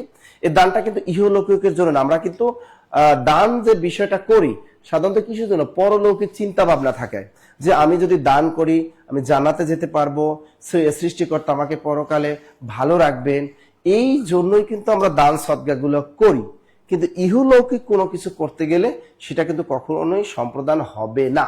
যদি বলো যে গার্লফ্রেন্ডকে শাড়ি দাও, যদি এটা বলে যে গার্লফ্রেন্ডকে কি করো, এই দেখো জিএফ কে শাড়ি দাও, জিএফ কে শাড়ি দাও, এখন দেখো এখন জিএফ কে শাড়ি দাও, এটা কিন্তু সম্প্রদান কারক হবে না। কারণ কি, এই জিএফ কে শাড়ি দাও, এই জিএফ কে শাড়ি দিলে তুমি জীবনে জান্নাতেও যাইতে পারবে না বা পরলোকে তোমার কোনো উপকারও হবে না। কারণ জিএফ এই জিনিসটাই তো অবৈধ, এটা তো বৈধ না। সুতরাং জিএফ কে শাড়ি দেওয়া এটা উদ্দেশ্য, খারাপ উদ্দেশ্য, অনেকে শাড়ি দিতে পারে। সুতরাং এটা কিন্তু সম্প্রদান কারক হবে না। অবশ্যই পরলৌকিক চিন্তা ভাবনা থাকতে হবে।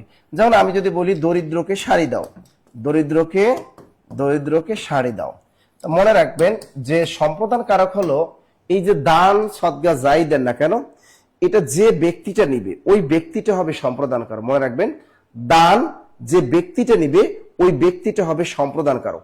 এখানে মূলত দান বলতে কোনটা, শাড়িটা, এই শাড়িটা নিবে কে? অবশ্যই নিবে দরিদ্র। সুতরাং এই দরিদ্র হবে সম্প্রদান কারক। আর সম্প্রদান কারকে মনে রাখবেন কখনোই দ্বিতীয় বিভক্তি হয় না, চতুর্থ বিভক্তি হয়। চতুর্থ বিভক্তি হলো কে রে জন্য নিমিত্ত।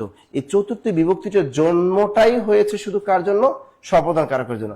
এছাড়া সম্প্রদান কারকের ষষ্ঠী বিভক্তি হতে পারে, সম্প্রদান কারকের সপ্তমী বিভক্তিও হতে পারে, কিন্তু কখনোই দ্বিতীয় বিভক্তি হবে না, হবে না, হবে না। তা দরিদ্রকে শাড়ি দাও, এখানে কে বিভক্তি আছে, সুতরাং এটা হবে সম্প্রদানে চতুর্থী, সম্প্রদানে চতুর্থী। স্যার মনটা তো পাবে, আর কি লাগে? আচ্ছা, এখন দেখেন তাহলে এগুলা কিন্তু হবে না সম্প্রদান কারক, দান করতে হবে।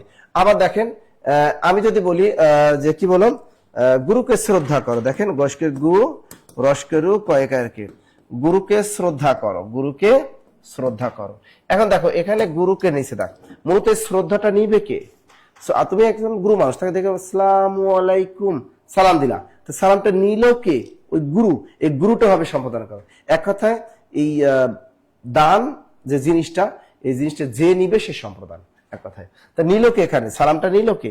এটা কিন্তু আমরা মন থেকেই কিন্তু দিয়ে দিই, একদম মন থেকেই কিন্তু স্বেচ্ছা একজনকে আমরা সালাম করি। গুরু মানুষ দেখলে অটোমেটিক মনে আসে, এখানে কিন্তু স্বার্থ কাজ করে না। তো এখানে গুরুকে শ্রদ্ধা করো, অবশ্যই শ্রদ্ধা করলাম, তাহলে এটা গুরু হলো এই বাক্যে সম্প্রদান কারক। আর কে বিভক্তি আছে? সম্প্রদানে দ্বিতীয়। তো এখানে বলছে সর্বশিষ্যে জ্ঞান দেন গুরু মহাশয়, সর্বশিষ্যে জ্ঞান দেন গুরু মহাশয়। এখন জ্ঞানটা নেয় কে?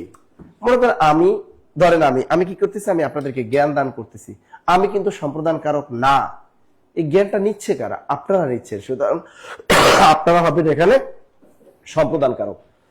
তাই সর্বশিষ্যে এটা হলো সম্প্রদান কারক। মূল শব্দ সর্বশিষ্য, বিভক্তি আছে এ, সুতরাং এটা হবে সম্প্রদানে সপ্তমী, সম্প্রদানে সপ্তমী, সম্প্রদানে সপ্তমী। ওকে স্যার, সৎ পাত্রে কন্যা দান করো। হ্যাঁ, সৎ পাত্রে মানে কন্যাতে আপনি বোঝা যায় দান করছে, পাত্রটা নিবে, মানে এটা নিবে কে? কন্যাটা নিবে কে? সৎ পাত্র। সুতরাং সৎ পাত্র হবে কি? এখানে হবে সম্প্রদান কারক। আর যে দান যে জিনিসটা থাকবে এটা হবে কর্মকারক, দান জিনিসটা হবে কর্মকারক। সহজ ভাষায় বুঝে নিবেন। আর যদি ভালো কাজের উদ্দেশ্য বুঝায়, জন্য নিমিত্ত বুঝায়, সেক্ষেত্রে কিন্তু নিমিত্ত কারক অথবা সম্প্রদান কারক হয়। যেমন বেলা যে পড়ে এলো জলকে চলো, এরকম কিন্তু প্রাইমারি পরীক্ষা অনেকবার আসছে। বেলা যে পড়ে এলো, বেলা যে পড়ে এলো জলকে চলো, জলকে চলো, এটা কোন কারক? এটা কিন্তু দেখো অনেকবার আসছে, এটা কিন্তু একটা সম্প্রদান কারক। কেন? এটা কিন্তু দেখো এখানে কিন্তু জন্যটা উজ্জ্ব আছে, যে শুধু তো ডুবে যাচ্ছে, এখন জলের জন্য চলো, এরকম। তো এখানে জলের জন্য চলো, যেহেতু এখানে জন্যটা উজ্জ্ব আছে, এটাও কিন্তু একটা সম্প্রদান কারক। আর এটা যেহেতু কে বিভক্তি আছে, সুতরাং এটাও কিন্তু সম্প্রদানে চতুর্থী হবে, সম্প্রদানে চতুর্থী হবে। তো এই ব্যতিক্রম গুলাই কিন্তু পরীক্ষায় সবচেয়ে বেশি আসে, ব্যতিক্রম গুলাই পরীক্ষায় বেশি আসে। আমি একটা বাক্য দিই, যদি পরীক্ষা এরকম দিয়ে দেয়, দেখো ভিক্ষুককে ভিক্ষা দাও, ভিক্ষুককে ভিক্ষা দাও। এবার আপনারা বলেন তো এটা কোন কারক? বলেন তো এটা কোন কারক? দ্রুত বলেন, এটা কোন কারক? এটা এটা এটা এটা কোন কারক? এটা দেখি, এটা কে কে পারেন? ভিক্ষুককে ভিক্ষা দাও, আমি ভিক্ষা নিচে দাগ দিয়ে দিয়েছি, এটা বলেন যে এটা কোন কারক? এটা যদি পারেন, এটা কিন্তু সমন্বিত ব্যাংক নিয়োগ পরীক্ষায় এরকম একটা প্রশ্ন কিন্তু এসেছিল। যদি আপনারা এটা পারেন তাহলে মনে করবো যে আপনারা সম্প্রদান কারকটা ক্লিয়ার বুঝতে পেরেছেন। দ্রুত এটা কোন কারক? দ্রুত দ্রুত দ্রুত এটা কোন কারক? দ্রুত এটা কোন কারক? এটা কোন কারক এখন পর্যন্ত বলতে পারেন না। দেখেন এই যে ভিক্ষুককে ভিক্ষা দাও, ভিক্ষা নিচে দেখে এটা কোন কারক? এই যে একজনে বলছে স্যার এটা সম্প্রদান কারক, না হয়নি। এটা মনে রাখবেন, এটা 100% কর্মকারক, কর্মের শূন্য। এখানে ভুলটা করেন আপনারা। আবার ভালো করে মনে রাখবেন, সম্প্রদান কারক বলতে এই যে ভিক্ষুকে ভিক্ষা দেয়, আগে ভালো করে খেয়াল রাখবেন ভিক্ষাটা নিবে কে। এখানে কিন্তু এই পুরো বা একটা দুইটা তিনটা শব্দের ভিতরে এখানে সম্প্রদান কারক ওই ভিক্ষুকটা, মানে এই ভিক্ষাটা নিবে কে, যে নিবে সে সম্প্রদান। এক কথা ব্যক্তি সম্প্রদান হয়, ব্যক্তি সম্প্রদান, যে নিবে সে সম্প্রদান। আর যে দানটা থাকে এই দানটা হয় কর্মকারক। তা আমি দাগ দিয়ে দিয়েছিলাম ভিক্ষা নিয়েছে 100%, এটা হলো কর্মে শূন্য, কর্মে শূন্য। আর একটা চমৎকার একটা প্রশ্ন, চৌচালা কোন সমাস? দেখি টাস টাস জবাব দেন। একটা জিনিস হলো, সেটার নাম হলো সংখ্যাবাচক বহুব্রীহি। সংখ্যাবাচক বহুব্রীহি এই জিনিসটা আমরা অনেকেই বুঝি না, মনে রাখবেন। সংখ্যাবাচক বহুব্রীহি চেনার উপায় হলো, এর পুরো পদটা নাউন থাকে প্লাস পুরো পদটা পুরো পদটা সংখ্যা থাকে। পুরো পদ কি থাকে? পুরো পদটা একেবারে সংখ্যা থাকে প্লাস পরপদটা নাউন হয়। আর একটা জিনিস মনে রাখবেন, বহুব্রীহি সমাস মানেই হলো থার্ড পারসন কাউকে বুঝাবে। এবং ব্যাস বাক্য নির্ণয় করতে গেলে ব্যাস বাক্যের শেষে একটা জার বসাতে হয়। কি বসাতে হয়? জার বসাতে হয়। তো সংখ্যাবাচক বহুব্রীহি এর সাথে রিলেটেড আছে দ্বিগু সমাস। দ্বিগু সমাসে পুরো পদের সংখ্যা থাকে এবং পরপরটা কি হয়ে যায়? নাউন হয়ে যায়। তবে দ্বিগু সমাসে কখনোই থার্ড পারসন কাউকে বুঝাবে না। ব্যাস বাক্য করতে গেলে সেখানে শেষে সমাহার বসাবেন, তবে দ্বিগু সমাসে কখনোই কোনো থার্ড পারসন বোঝায় না। যেমন আমি যদি বলি 7 সমুদ্র, দেখো 7 সমুদ্র বলতে যেখানে 7টা সমুদ্র এসে মিলিত হয়েছে, এটা কখনোই সংখ্যাবাচক বহুব্রীহি না। কেন? এখানে 7 সমুদ্র বলতে থার্ড পারসন কোনো কাউকে বুঝায় না। এখানে ডোনাল্ড ট্রাম্পকে বুঝায় নাই যে 7 সমুদ্র বলতে ডোনাল্ড ট্রাম্পকে বুঝাইছে। যদি 7 সমুদ্র বলতে ডোনাল্ড ট্রাম্পকে বুঝাইতো তাহলে ওটা বহুব্রীহি হইতো। বহুব্রীহি মানি হলো ও পূর্বপদ পরপদ মিলে নতুন একটা অর্থ প্রকাশ পাবে একেবারে। যেমন যখনই আমরা বললাম চৌচালা, যখনই বললাম চৌচালা, দেখো চৌ এটা একটা সংখ্যা, চালা হলো নাউন। তো চৌচালা আপনি যখনই বললাম চৌচালা, তখন মাথার ভিতরে চলে আসছে চৌচালা বলতে একটা ঘরকে বুঝাচ্ছে। কি বুঝাচ্ছে? ঘরকে বুঝাচ্ছে, থার্ড পারসন বুঝাচ্ছে। যেহেতু চৌচালা বলতে ঘর বুঝাচ্ছে, সুতরাং এটা হবে সংখ্যাবাচক বহুব্রীহি সমাস। সংখ্যাবাচক বহুব্রীহি। তাহলে ব্যাস বাক্য কি? ব্যাস জার বসা, 4 চাল বিশিষ্ট জার বা 4 চাল আছে জার, এটাকে বলা হয় সংখ্যাবাচক বহুব্রীহি। এরকম একটা জিনিস মাথায় রাখেন, অনেক জিনিসগুলো, যেমন সেতার, আরো কি কি আছে? সেতার। এখন সেতার, সেতার বলতে আপনি কাকে বলতে? সেতার বলতে একটা বাদ্যযন্ত্রকে বোঝানো হয়। কি বলা হয়? বাদ্যযন্ত্র। যেহেতু থার্ড পারসন বোঝাচ্ছে, সে মানে 3, তার এটা হলো নাউন, পূর্বপদ সংখ্যা পরপদ নাউন, কিন্তু এটা কিন্তু বলা যাবে না যে 3 তারের সমাহার, কারণ এই সেতার বলতে তো বাদ্যযন্ত্র বুঝায়। থার্ড পারসন বুঝালেই সেটা অবশ্যই সংখ্যাবাচক বহুব্রীহি সমাস হবে। আবার দেখেন দশানন, দশানন, আর দশানন 10 পূর্বপদ সংখ্যা, 10 মুখ যার আছে। দশানন বলতে কাকে বোঝায়? রাবণকে বোঝায়। তাহলে দশানন বলতে কাকে বোঝায়? রাবণকে বোঝায়। থার্ড পারসন বুঝাইলেই কি সেটা হলো সংখ্যাবাচক বহুব্রীহি।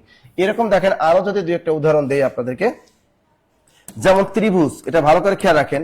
ত্রিভুজ, চতুর্ভুজ, ত্রিভুজ, চতুর্ভুজ, ষড়ভুজ, ষড়ভুজ, আর একটা কি? পঞ্চভুজ, পঞ্চভুজ। খেয়াল রাখেন, এই যে দেখেন ত্রিভুজ, চতুর্ভুজ, পঞ্চভুজ, ষড়ভুজ, এগুলো সবই কিন্তু সংখ্যাবাচক বহুব্রীহি। ভুলেও এটা দিবেন না 3 বাহুর সমাহার, 4 বাহুর সমাহার, এগুলো বলা যাবে না। এগুলো কখনোই বলা যাবে না। কারণ এই ত্রিভুজ যখন আমরা আঁকি, ত্রিভুজ এটাকেও ত্রিভুজ বলি, আবার এভাবে আঁকি এটাকেও ত্রিভুজ বলি, আবার এদিকে আঁকলে এটাকে আমরা ত্রিভুজ বলি। সুতরাং ত্রিভুজ অনেক আকৃতির হতে পারে।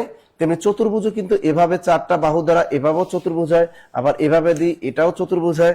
এই জন্য মনে রাখবেন ত্রিভুজ, চতুর্ভুজ, ষড়ভুজ, পঞ্চভুজ, এগুলো সবই হলো সংখ্যাবাচক বহুব্রীহি, সংখ্যাবাচক বহুব্রীহি, সংখ্যাবাচক বহুব্রীহি, সংখ্যাবাচক বহুব্রীহি। ক্লিয়ার সবাই? মনে থাকবে? হ্যাঁ, পঞ্চগড়, পঞ্চগড়ের সমাহার হবে না কিন্তু। পঞ্চগড় বলতে একটা জেলাকে বোঝায়, থার্ড পারসন। পঞ্চগড়ের সমাহার এরকম বোঝাচ্ছে না। পঞ্চগড় বলতে একটা জেলাকে বোঝাচ্ছে, থার্ড পারসন বোঝাচ্ছে। সুতরাং পঞ্চগড়ও কিন্তু একটা বহুব্রীহি সমাস। ক্লিয়ার? এটা কিন্তু অনেক বাজারে গাইডে কিন্তু ভুল আছে, খেয়াল রাখবেন। এটা অনেক বাজারে গাইডে ভুল আছে, এটা কিন্তু বলা যাবে না। মনে রাখবেন ত্রিভুজ, চতুর্ভুজ, পঞ্চভুজ, ষড়ভুজ, এগুলো সব সংখ্যাবাচক বহুব্রীহি। সংখ্যাবাচক বহুব্রীহি মনে থাকবে। হ্যাঁ, 3 বা ভুজ আছে যার, গুড। বলা যাবে না যে 3 বাহুর সমাহার, এগুলো বলা যাবে না। ওকে, তাহলে নতুন একটা জিনিস শিখিয়ে দিলাম। ত্রিভুজ, চতুর্ভুজ, ষড়ভুজ, পঞ্চভুজ, এগুলো হলো সংখ্যাবাচক বহুব্রীহি। কম্পিউটার থেকে স্যার, কম্পিউটার প্রশ্ন চলে আসছে। আচ্ছা, আমরা আরো একটা মজার প্রশ্ন পাইছি, যে প্রশ্নটা এখন পর্যন্ত বিভিন্ন পরীক্ষায় মিনিমাম 100 বার আসছে। কতবার? 100 বার বিভিন্ন পরীক্ষায়, সেটা 10-20 গ্রেড বা হচ্ছে ব্যাংক, বিসিএস, অলরেডি দেখেন আপনি 31তম বিসিএস আসছে, 24তম, মানে এই কম্পিউটারের প্রশ্নগুলো কেমন জানেন, মানে যেটা রিপিট হয়, বারবার রিপিট হইতেই থাকে। এই আমার কলিজার ভাই কলিজার বোনেরা, আর মাত্র 100 শেয়ার লাগে 1K শেয়ার ডান করতে। সো আমরা জানি যে আজকে শেয়ারে কিন্তু আমাদের প্রাইস মানি থাকতেছে টাকা, পাশাপাশি নাসির স্যারের 2টা আপডেট যে বই, এই বই কিন্তু আমরা পেয়ে যাচ্ছি। সো আমরা সবাই একটু শেয়ার করব। দেখেন এই প্রশ্নটার উত্তর যারা আমরা পারবো, সাথে সাথে পাওয়ার সাথে সাথে আমরা ডান লিখে ফেলবো। দেখেন কম্পিউটার থেকে কম্পিউটারে তথ্য আদান প্রদান। ধরেন আমার কাছে একটা কম্পিউটার আছে, আমি কম্পিউটার থেকে কি করলাম, আমি এই কম্পিউটারটা থেকে আমার এখানে নাসির স্যারের একটা কম্পিউটার আছে, নাসির স্যার হচ্ছে পরিমণি আর ওই জন নাম জানি কি ভুলে গেলাম, এই যে ক্যাডারের নাম ভুলে গেলাম, যাই হোক ওই ক্যাডারের হিস্ট্রি দেখতেছে যে ওরা কি আগাম কুগাম করছে। তো আমি কি করব, নাসির স্যার কি করলো, ওই ভিডিওটা আমার এখানে ট্রান্সফার করে পাঠিয়ে দিল, আমার কম্পিউটারে পাঠিয়ে দিল। তাহলে নাসির স্যার যে ভিডিওটা দেখতেছিল ওই ভিডিওটা কার কম্পিউটারে পাঠিয়ে দিল, আমার মধ্যে পাঠিয়ে দিল, আমার কম্পিউটারে পাঠিয়ে দিল। তাহলে এটা কি, সে আমাকে প্রদান করলো, তার মানে এখানে আদান প্রদান হলো। আর আমি কি করলাম, আমি হচ্ছে ধরেন হিরো আলম দেখতেছি যে 5টা বিয়ে করছে, এই হিরো আলমের একটা ভিডিও দেখতেছি এবং সে আশেপাশে 10-12টা মেয়ের নিয়ে টাঙ্কি মারতেছে, ওই ভিডিওটা আবার নাসির স্যারে পাঠিয়ে দিলাম। তাহলে এই যে আমরা যখন আদান প্রদান করলাম, এই আদান প্রদানটাকে কিন্তু ইন্টারকম বলা হয় না, আদান প্রদানটাকে ইমেইলও বলা হয় না, আদান প্রদানটাকে ইন্টারসিডও বলা হয় না, আদান প্রদানটা মূলত ইন্টারনেটের মাধ্যমে হয়। কিসের মাধ্যমে হয়? ইন্টারনেটের মাধ্যমে হয়। ও সাকলাইন, আচ্ছা, তাহলে এই আদান প্রদান সবসময় কিসের মাধ্যমে হয়? ইন্টারনেটের মাধ্যমে হয়। এটা আমরা মাথায় রাখবো। ওকে ওকে ওকে ওকে। পরের প্রশ্ন দেখেন, খুবই মজার একটা প্রশ্ন আমার কলিজার ভাই কলিজার বোনেরাম। এই আইপি থেকে সবসময় একটা করে প্রশ্ন দিয়ে দেয়, শুধু বিসিএ যে দেয় এমনটা না। আপনারা যদি লক্ষ্য করেন, তথ্য যোগাযোগ প্রযুক্তি অধিদপ্তর সহকারী প্রোগ্রাম 2020 সালে এসেছে। এছাড়াও কম্পিউটার কাম অপারেটরের যতগুলো পরীক্ষা রয়েছে, এই পরীক্ষাগুলোতে বারবার আইপি থেকে প্রশ্ন রিপিট করে। এবং ব্যাংক জব পরীক্ষার কথা যদি আমি বলি, এখন পর্যন্ত মিনিমাম 50 বার এই একই প্রশ্ন রিপিট হয়েছে। আমরা আইপি জিনিসটাকে একটু ক্লিয়ার করে নেওয়ার চেষ্টা করি। ও আমার কলিজার ভাই কলিজার বোনেরা, যদি আমাকে বলা হয় আইপি এর পূর্ণরূপ কি, আমরা বলবো ইন্টারনেট প্রোটোকল। আইপি এর পূর্ণরূপ কি? Internet protocol. এখন আমাকে যদি বলা হয় এই আইপি কয় ধরনের, আমরা বলবো আইপি হচ্ছে 2 ধরনের। আইপি হচ্ছে 2 ধরনের, একটা হচ্ছে আইপি V4 আর একটা হচ্ছে আইপি V6। একটা হচ্ছে ইন্টারনেট প্রোটোকল ভার্সন 4 আর একটা হচ্ছে ইন্টারনেট প্রোটোকল ভার্সন 6। এবার আসেন এই আইপি জিনিসটা কিভাবে তৈরি হয়েছে। আইপি জিনিসটা কিভাবে তৈরি হয়েছে আপনাকে আমি নরমাল একটা জিনিস বলি। ধরেন আমরা বললাম যে নাসির স্যারের যে ফেসবুক আইডিটা আছে বা নাসির স্যারের কাছে যে মোবাইলটা আছে, এই মোবাইলটার নাম কি এটা আমরা জানি না। তো মোবাইলটার নাম ধরলাম, মোবাইলটা হচ্ছে আইফোন। তো এই যে আইফোন, এই আইফোন নামের জায়গায় আমি যদি আপনাকে এরকম সংখ্যাসূচক 4টা কোড দিয়ে দিতাম, একটা 17, একটা 38, একটা 78, একটা 75, এবং আপনাকে যদি আমি বলতাম যে এটাই হচ্ছে নাসির স্যারের মোবাইল, আপনি কিন্তু নাসির স্যারের মোবাইলকে এরকম কোড দিয়ে বের করতে পারতেন না। তো যখন এরকম কোন সংখ্যাসূচক প্রতীক থাকে, এই সংখ্যাসূচক প্রতীকটাকেই মূলত বলা হয় আইপি। এই আইপির মাধ্যমে একটা ইলেকট্রনিক্স ডিভাইসকে ইউনিক ভাবে আইডেন্টিফাই করা যায়। অর্থাৎ পৃথিবীতে যত ইলেকট্রনিক্স ডিভাইস আছে, প্রতিটা ডিভাইসের ইউনিক একটা আইপি অ্যাড্রেস আছে। এই আইপি দ্বারা ওই ডিভাইসটাকে ট্র্যাক করা যায়, ওই ডিভাইসটাকে আইডেন্টিফাই করা যায়। আইফোন এটা জাস্ট একটা নাম, এটা ডোমেইন নেম। আইফোন এটা ডোমেইন নেম। এই ডোমেইন নেমটা কেন তৈরি করা হয়েছে জানেন? প্রথমে প্রতিটা ডিভাইসের জন্য এরকম সংখ্যাসূচক প্রতীক ব্যবহার করা হইলো। তো এখন আপনাকে যদি বলা হয় যে আপনি 4টা সংখ্যা, এরকম 4টা পর্বের সংখ্যা মনে রাখবেন, আবার আপনাকে আমি একটা নাম দিলাম আইফোন, আপনি আইফোন মনে রাখবেন, আপনার কাছে কোনটা সহজ মনে হবে? আইফোন নামটা মনে রাখা সহজ হবে। তো নরমালি কোনো নাম মনে রাখা আমাদের জন্য খুব সহজ, আর এই নামগুলোকে বলা হয় ডোমেইন নেম। নামগুলোকে বলা হয়, আর এই ডোমেইন নেমের বিপরীতে যে সংখ্যাসূচক প্রতীক ব্যবহার করা হয় একে বলা হয় আইপি অ্যাড্রেস। একে বলা হয় আইপি অ্যাড্রেস। তাহলে আইপি অ্যাড্রেসের কাজ কি? আইপি অ্যাড্রেসের কাজ হচ্ছে একটা ডিভাইসকে ইউনিক ভাবে আইডেন্টিফাই করা। এবং আইপি অ্যাড্রেস কয় ধরনের? 2 ধরনের, একটা IPv4, একটা IPv6। এই IPv4 এ আবার যদি আপনাকে বলা হয় IPv4 এর বিট সংখ্যা কত, তাইলে আপনাকে আবার বলতে হবে যে IPv4 এর বিট সংখ্যা হচ্ছে 32, কারণ এখানে 4টা পর্ব থাকে, 1টা 2টা 3টা 4টা, প্রতিটাতে 8 বিট করে থাকে, 8 যোগ 8 যোগ 8 যোগ 8 32। তাহলে IPv4 যদি বলতো তাহলে আমরা বলতাম যে IPv4 হচ্ছে 32 বিটের, কিন্তু আমাকে বলছে IPv6 এর অ্যাড্রেস কত বিটের, তাহলে এটা আবার 128 বিটের, এটা আবার 128 বিটের। আবার যদি আমাকে বলতো অ্যাড্রেস সংখ্যা কত, বিট না বলে যদি IPv4 এর অ্যাড্রেস সংখ্যাটা যদি চাইতো, এই সংখ্যাটা কি হইতো জানেন? সংখ্যাটা হইতো n টু দি পাওয়ার 128। তাহলে এই জায়গায় আমরা একটা 2 টু দি পাওয়ার n, আমাদের যদি আইপি অ্যাড্রেস সংখ্যা চাই, অ্যাড্রেস সংখ্যাটাকে মূলত বলা হয় 2 টু দি পাওয়ার n। তাই এখানে n এর মানটা হচ্ছে 128। এই সংখ্যক আপনি আইপি অ্যাড্রেস এখান থেকে কি করতে পারবেন? হিসাব করে বের করতে পারবেন। কিন্তু এখন পর্যন্ত IPv6 এ যাওয়া লাগে নাই, IPv4 এর অ্যাড্রেস সংখ্যাগুলোই এখনো শেষ করা হয়নি। যখন এটা শেষ করা হবে তখন IPv6 এর অ্যাড্রেস মানে IPv6 এ চলে যাবে। অর্থাৎ মানে হিসাব করা হচ্ছে যে মানুষ যদি এমনটা চায় যে প্রতিটা দরজায় প্রতিটা জানালায় তারা হচ্ছে ইউনিক কোড ব্যবহার করবে, সেটাও করা সম্ভব IPv6 এর মাধ্যমে বা IPv4 এর মাধ্যমে। মানে প্রতিটা জিনিসকে আইডেন্টিফাইড করার জন্য এরকম আমরা চাইলে সংখ্যাসূচক প্রতীক ব্যবহার করতে পারি। আমরা মনে হয় বুঝতে পেরেছি আমার কলিজার ভাই কলিজার বোনেরা। পরের প্রশ্নে আমরা চলে আসলাম। পরের প্রশ্নটা আমাদের বলতেছে সর্বপরা শব্দটি কোন দোষ কি? এটা হলো গুরু চন্ডাল। এই গুরু চন্ডাল নিয়ে একটা প্রশ্ন কিন্তু পরীক্ষায় থাকে। এখানে সব পড়া আসলে দেখি এই সব পড়া জিনিসটা কি আসলে আগে জানতে হবে গুরু চন্ডালটা কি আসলে। গুরু চন্ডালী দোষ আমরা জানি, তাই 2টা পয়েন্ট লিখে রাখেন। 1 নম্বর পয়েন্টে লিখবেন তৎসম শব্দের সাথে দেশি শব্দের মিশ্রণকে গুরু চন্ডালী দোষ বলে। আর একটা পয়েন্ট লিখবেন সাধু ও চলিত ভাষার মিশ্রণকে গুরু চন্ডালী দোষ বলে। তো 2টা পয়েন্ট লিখে রাখেন, সাধু ও চলিত ভাষার মিশ্রণকে কি বলে? গুরু চন্ডালী দোষ বলে। আর একটা কি, দেশি শব্দের সাথে তৎসম শব্দের মিশ্রণকে কি বলে? গুরু চন্ডালী দোষ বলে। অথবা তৎসম শব্দের সাথে দেশি শব্দের মিশ্রণকে গুরু চন্ডালী দোষ বলে। এই 2টা পয়েন্ট শিখে গেলাম। এখন পরীক্ষা হলে আমি কিভাবে পারবো কোনটি গুরু চন্ডালী দোষ মুক্ত আর কোনটি গুরু চন্ডালী দোষে দুষ্ট? 2টাই কিন্তু পরীক্ষা আসে, তাই 2 স্টাইলে আমি শিখাবো, একটু ভালো করে খেয়াল রাখেন। তাহলে গুরু চন্ডালী দোষ মনে রাখবেন, একটা হলো গুরু চন্ডালী মুক্ত, গুরু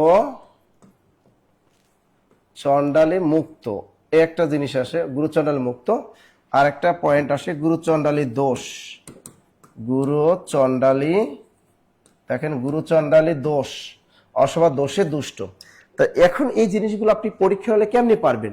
স্যার কোনটা যে তৎসম শব্দ কোনটা যে দেশি শব্দ এই কচুই তো চিনি না, তাহলে পরীক্ষা পারবেন কেমন? সহজ একটা টেকনিক শিখিয়ে দিই, তাহলে আর কখনো এগুলো ভুল করবেন না। তো এখানে দেখেন আমি যদি বলি গুরু চন্ডালী মুক্ত যদি বলেন একটা শব্দ জোর থাকবে। তো এখানে দেখবেন একদম প্রথমটা একদম সহজ শব্দ, প্রথমটাও সহজ শব্দ প্লাস পরেরটাও কি লিখবেন? পরেরটাও সহজ শব্দ। অথবা দেখবেন প্রথমটা একদম কঠিন শব্দ এবং পরেরটা একদম কঠিন শব্দ। তাহলে এরকম যদি দেখেন তাহলে সেটা 100% গুরু চন্ডালী মুক্ত। কিন্তু যদি আপনি কোথাও দেখেন একটা একদম ইজি শব্দ প্লাস আর একটা একদম কঠিন শব্দ, অথবা যদি দেখেন প্রথমটা অবশ্যই কঠিন শব্দ পরেরটা একদম ইজি শব্দ, এরকম যদি দেখেন তাহলে সেটা কিন্তু অবশ্যই গুরু চন্ডালী দোষ হয়ে যাবে আপনার। তো এই জিনিসটা ভালো করে খেয়াল রাখেন। যদি দেখেন 2টা সহজ শব্দ, এই দেখেন সহজ শব্দ প্লাস সহজ শব্দ, তাহলে ওটা কি গুরু চন্ডালী মুক্ত। যদি দেখেন 2টাই কঠিন শব্দ তাহলেও কিন্তু গুরু চন্ডালী মুক্ত। তো এখন আমি আসি, এখানে বলছে সব পোড়া। তো দেখেন সব আর একটা কি পয়কার পো ডয় বিন্দু রয় আকার। দেখেন পুরো পর সব, আপনি সব অর্থ কি আমরা কিন্তু সবাই জানি না, যারা মোটামুটি শিক্ষিত তারা জানি যে এই সব মানে হলো মৃতদেহ, কিন্তু শব্দটা কিন্তু একটা কঠিন শব্দ, আমরা অর্থ জানি না। যারা সাধারণত পড়াশোনা করে তারা কিন্তু এই শব্দটার অর্থ জানবে না। কিন্তু পোড়া মানে আগুনে পুড়ে যাওয়া, এটা মানে শিক্ষিত অশিক্ষিত সকল শ্রেণী পেশার মানুষ কিন্তু বলতে পারবে পোড়া মানে পুড়ে যাওয়া। তার মানে প্রথমটা কঠিন শব্দ পরেরটা সহজ শব্দ। 100% এটা হলো গুরু চন্ডালী দোষ, 100% হলো গুরু চন্ডালী দোষ। আচ্ছা যদি আমি যদি আবার একটা আপনাকে যদি বলে দিই দেখি এটা আপনারা পারেন কিনা। আচ্ছা, এটা দেখেন, অশ্ব, অশ্ব শকট, পরীক্ষায় আসছে মনে করেন অশ্ব শকট। এখন আপনি দেখবেন এই অশ্ব আরটা শকট, অশ্ব মানে কি? এটা একটা কঠিন শব্দ। অশ্ব, এটা যারা আমরা পড়াশোনা করছি তারা জানি অশ্ব মানেটা কি, বাট সবাই কিন্তু জানে না যে অশ্ব মানে কি। আবার শকট মানে কি জানে, চলো আমি তোমাকে নিয়ে শকটে কক্সবাজার ঘুরে আসি, কিন্তু অনেকে কিন্তু জানে না যে শকট মানে কি। তার মানে এটাও একটা কঠিন শব্দ, এটাও একটা কঠিন শব্দ। তো দুইটা যদি কঠিন হয় তাহলে অবশ্যই সেটা হবে গুরুচণ্ডালী মুক্ত। এইটা কি? গুরুচণ্ডালী মুক্ত, গুরুচণ্ডালী মুক্ত। আবার দেখেন, যদি বলি মরা, মরা একাররা মরা, আবার যদি বলি পয়কার পো ডয়বিন্দুর একার পোড়া। আর মরা মানে কি? মরে যাওয়া, এটা একটা সহজ শব্দ। পোড়া মানে কি? পুড়ে যাওয়া, এটা একটা সহজ শব্দ। সুতরাং এই দুইটাই যদি সহজ শব্দ হয় তাহলে সেটা গুরুচণ্ডালী মুক্ত, আবার দুইটাই যদি কঠিন শব্দ হয় তাহলে সেটা গুরুচণ্ডালী মুক্ত। ক্লিয়ার? এবার আরো একটা উদাহরণ যদি আমি দিই, যদি আমি বলি, যদি বললাম অশ্ব গাড়ি, যদি কোনো পরীক্ষা দিয়ে দেয় আপনাকে অশ্ব গাড়ি, এটা কি? কারণ অশ্ব এটা একটা কঠিন শব্দ, সবাই অর্থটা জানে না, আর গাড়ি অর্থ তো সবাই জানে, এটা গাড়ি, তো এটা একটা ইজি শব্দ। তার মানে একটা কঠিন শব্দ, একটা ইজি শব্দ, এটা 100% এইখানে কিন্তু গুরুচণ্ডালী দোষ ঘটে গেছে। এটা কি? গুরুচণ্ডালী দোষ, গুরুচণ্ডালী দোষ। আশা করি এটা বুঝতে পেরেছেন। আবারটা দেখেন, যদি বলে, যাই এটা হয়ে গেল সব পর, এক কথা আমরা মনে রাখলাম যে যদি বলে যে দুইটাই যদি সহজ শব্দ থাকে তাহলে সেটা গুরুচণ্ডালী মুক্ত, আবার দুইটাই যদি কঠিন শব্দ থাকে তাহলে সেটা কি? গুরুচণ্ডালী মুক্ত। কিন্তু একটা কঠিন, একটা সহজ, একটা সহজ, একটা কঠিন, এরকম যদি পরীক্ষা হলে দেখেন তাহলে সেটা অবশ্যই গুরুচণ্ডালী দোষে দুষ্ট, গুরুচণ্ডালী দোষে দুষ্ট। ক্লিয়ার?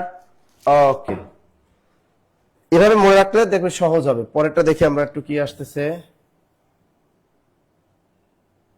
আচ্ছা, পরিচ্ছেদ শব্দটি সন্ধি বিচ্ছেদ কি? নিয়মটা খুবই সহজ, নিয়মটা আমি লিখে দিচ্ছি। কোন শব্দের মধ্যে যদি চয় ছ থাকে, কোন শব্দের মধ্যে এই চ আর ছ, কোন শব্দের মধ্যে চয় ছয় থাকলে শুধু চ উঠে যায়। শুধু চ কি হবে? শুধু চ উঠে যাবে, আর কোনো কাজ নেই। নিয়মটা কি বললাম সন্ধির? কোন শব্দের মধ্যে যদি চয় ছ থাকে তাহলে শুধু চ ওটা উঠাই দিবেন, আর কোনো কাজ নাই। যেমন আমরা অনেকের সাথে বলি যে তোমার সাথে আমার কিন্তু ব্রেকআপ হয়ে গেল, তা ব্রেকআপ এর বাংলা কি? বিচ্ছেদ, বিচ্ছেদ। তা বিচ্ছেদ শব্দের সন্ধি বিচ্ছেদ কি? আমি বলছি কোন শব্দের মধ্যে চয় ছ থাকলে চটা উঠাই দাও। এখান থেকে বয়রসিকের বি যোগ চ উঠাই দিলে থাকে ছয়কারে ছেদ অছেদ, বিচ্ছেদ। এরকম আসতে পারে আপনার মুখোচ্ছবি, হ্যাঁ, মুখ বয়স্কের মু, খ চয় ছ বয়স্কের মুখোচ্ছবি। তাই এখানে সন্ধি বিচ্ছেদটা কি হবে? চয় ছ আছে, তা শুধু চটা উঠাই দাও, মস্কের মুখ খ, এই যে চ উঠাই দাও থাকে কি? ছবি, মুখ যোগ ছবি সমান সমান মুখোচ্ছবি। চমৎকার একটা নিয়ম, কোন শব্দের ভিতরে যদি চয়সা থাকে তাহলে শুধু চ উঠে যায়। তো এখানে আসছে পরিচ্ছেদ, পরিচ্ছেদ এখানে চ উঠাই দাও, মূল শব্দ চলে আসো, পরি যোগ কি থাকে? ছয়কা ছেদ আর ছেদ, তা উত্তর হবে পরি যোগ ছেদ সমান সমান পরিচ্ছেদ। আশা করি এটা সহজ জিনিসটা ছিল, সবাই পেরেছেন। তবে এই নিয়মটা যে সব ক্ষেত্রে করবে তা কিন্তু না, এই নিয়মের ভিতরে দুই একটা ব্যতিক্রম আছে। ব্যতিক্রমটা আমি বলে দিই, দুই একটা ব্যতিক্রম আছে, দুইটা শব্দ আছে ব্যতিক্রম সন্ধি।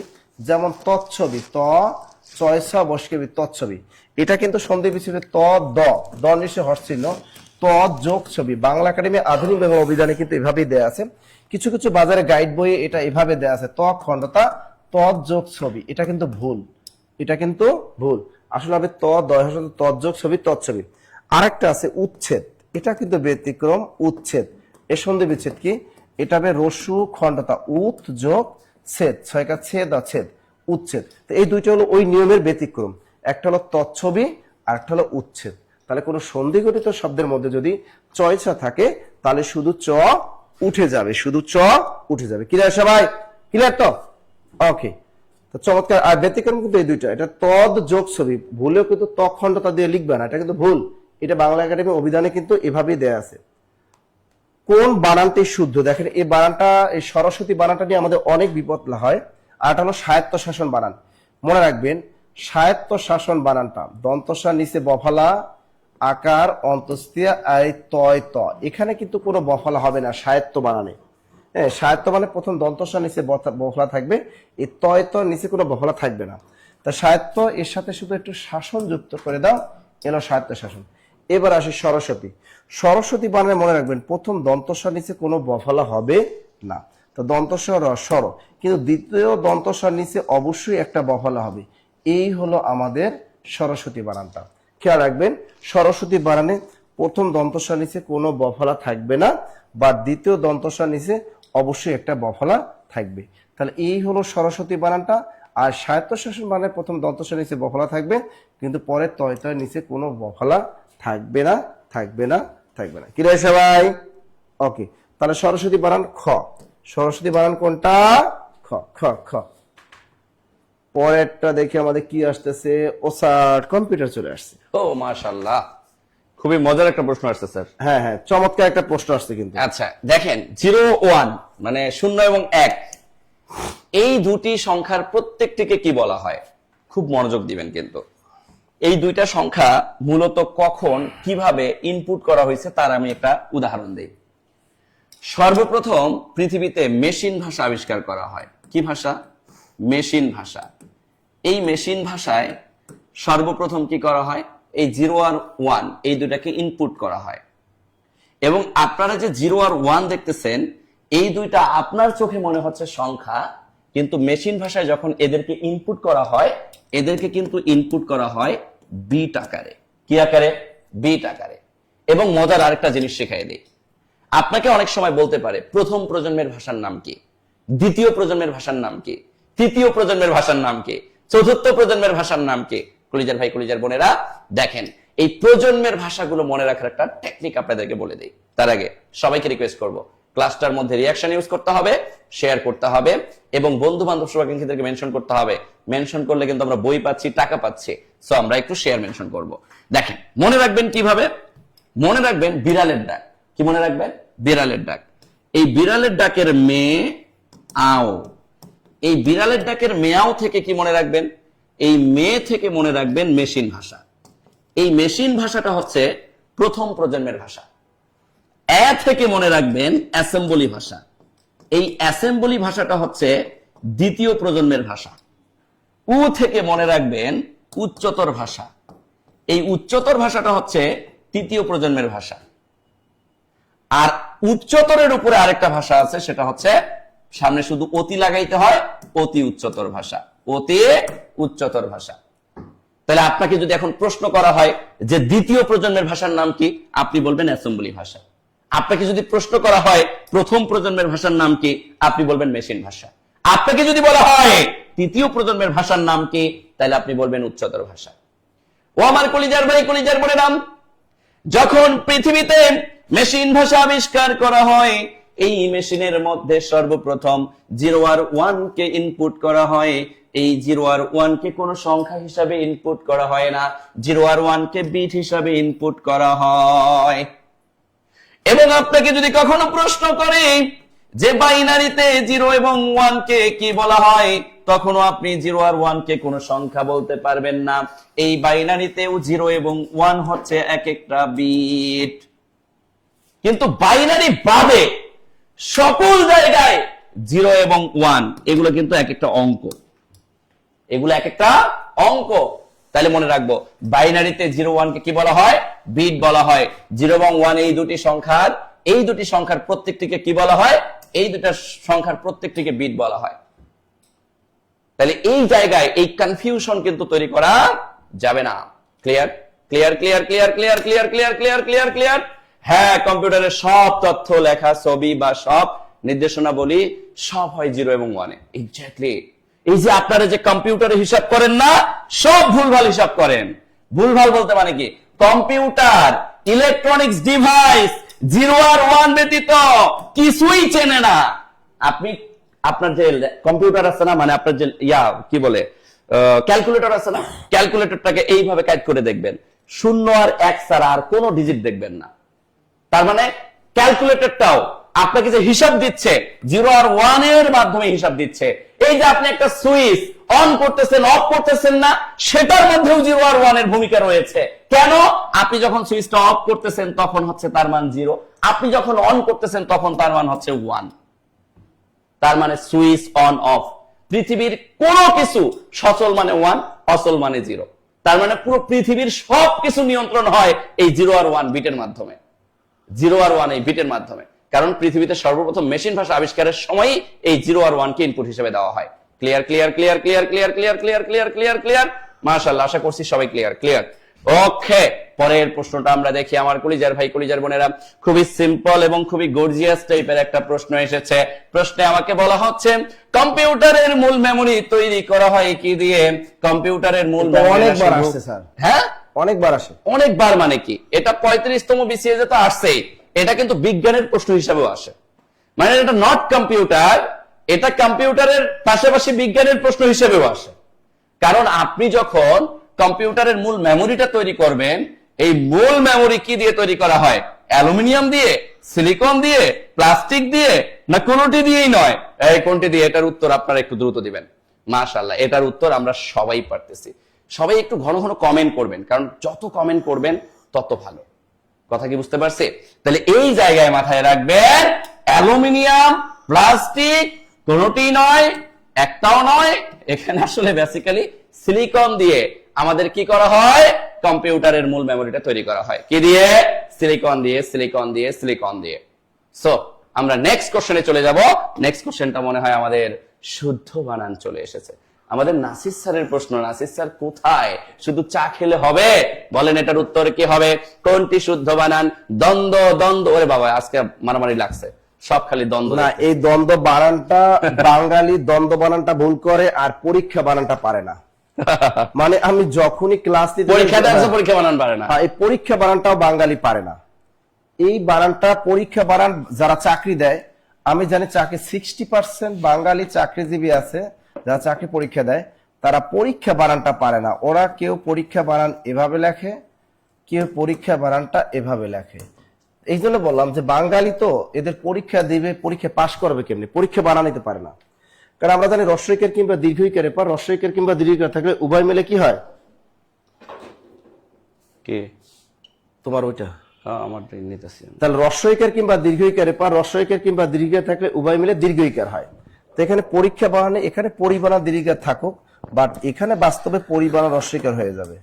আর ইচ্ছা বানান অল টাইম দীর্ঘই ক্ষিয়তে একার ইচ্ছা। তা পরি বানান তো অল টাইম পরিমণির পরিবানাও রস্বইকার, আর ওই যে জিন পরি বলি আমরা, ওই পরিবানানো রস্বইকার। শুধু পরিবানান, এটা মনে রাখবেন, এই পরিবানান কখনোই শুধু পরিবান কখনো দীর্ঘইকার হয় না, এরকম নাই। শুধু পরীক্ষা বানানে পরিবানানটাই দীর্ঘইকার, তাহলে কখনো বলবেন না শুধু পরীক্ষা বানানে পরিবানানটা দীর্ঘইকার। তার সুতরাং পরীক্ষা বানানটা অল টাইম দীর্ঘইকার দিয়ে হবে, কখনো আমরা ভুলবো না। এবার আসি যে দ্বন্দ্ব কথাটির অর্থ কি, এটাও কিন্তু পরীক্ষায় আসে। দ্বন্দ্ব কথাটির অর্থ হলো জোড়া বা মিলন।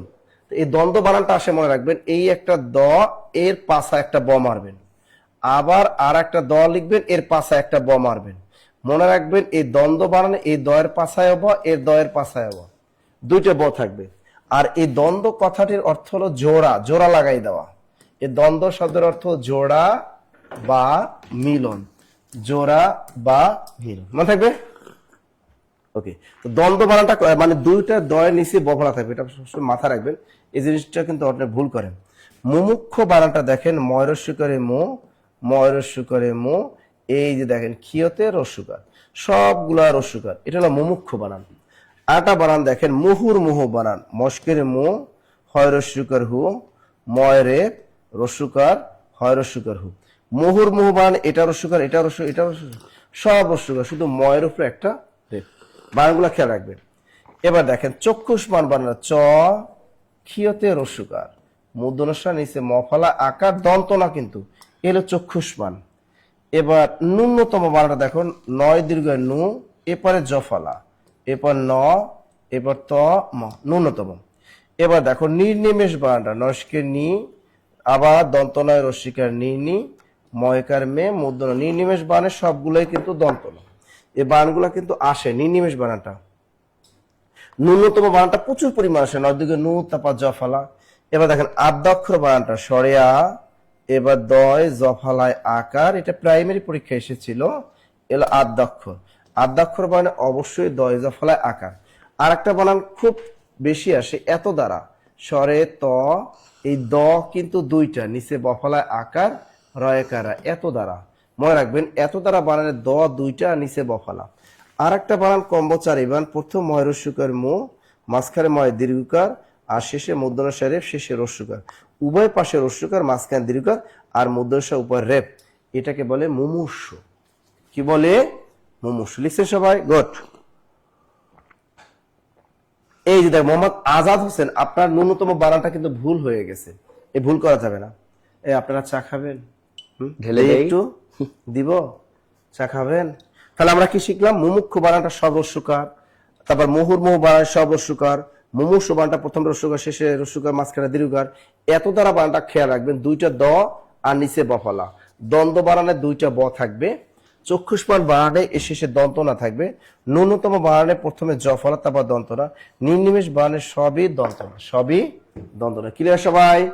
এই বানান কটা কিন্তু খুবই গুরুত্বপূর্ণ, খুবই গুরুত্বপূর্ণ কয়েকটা বানান এখানে লিখে দিলাম।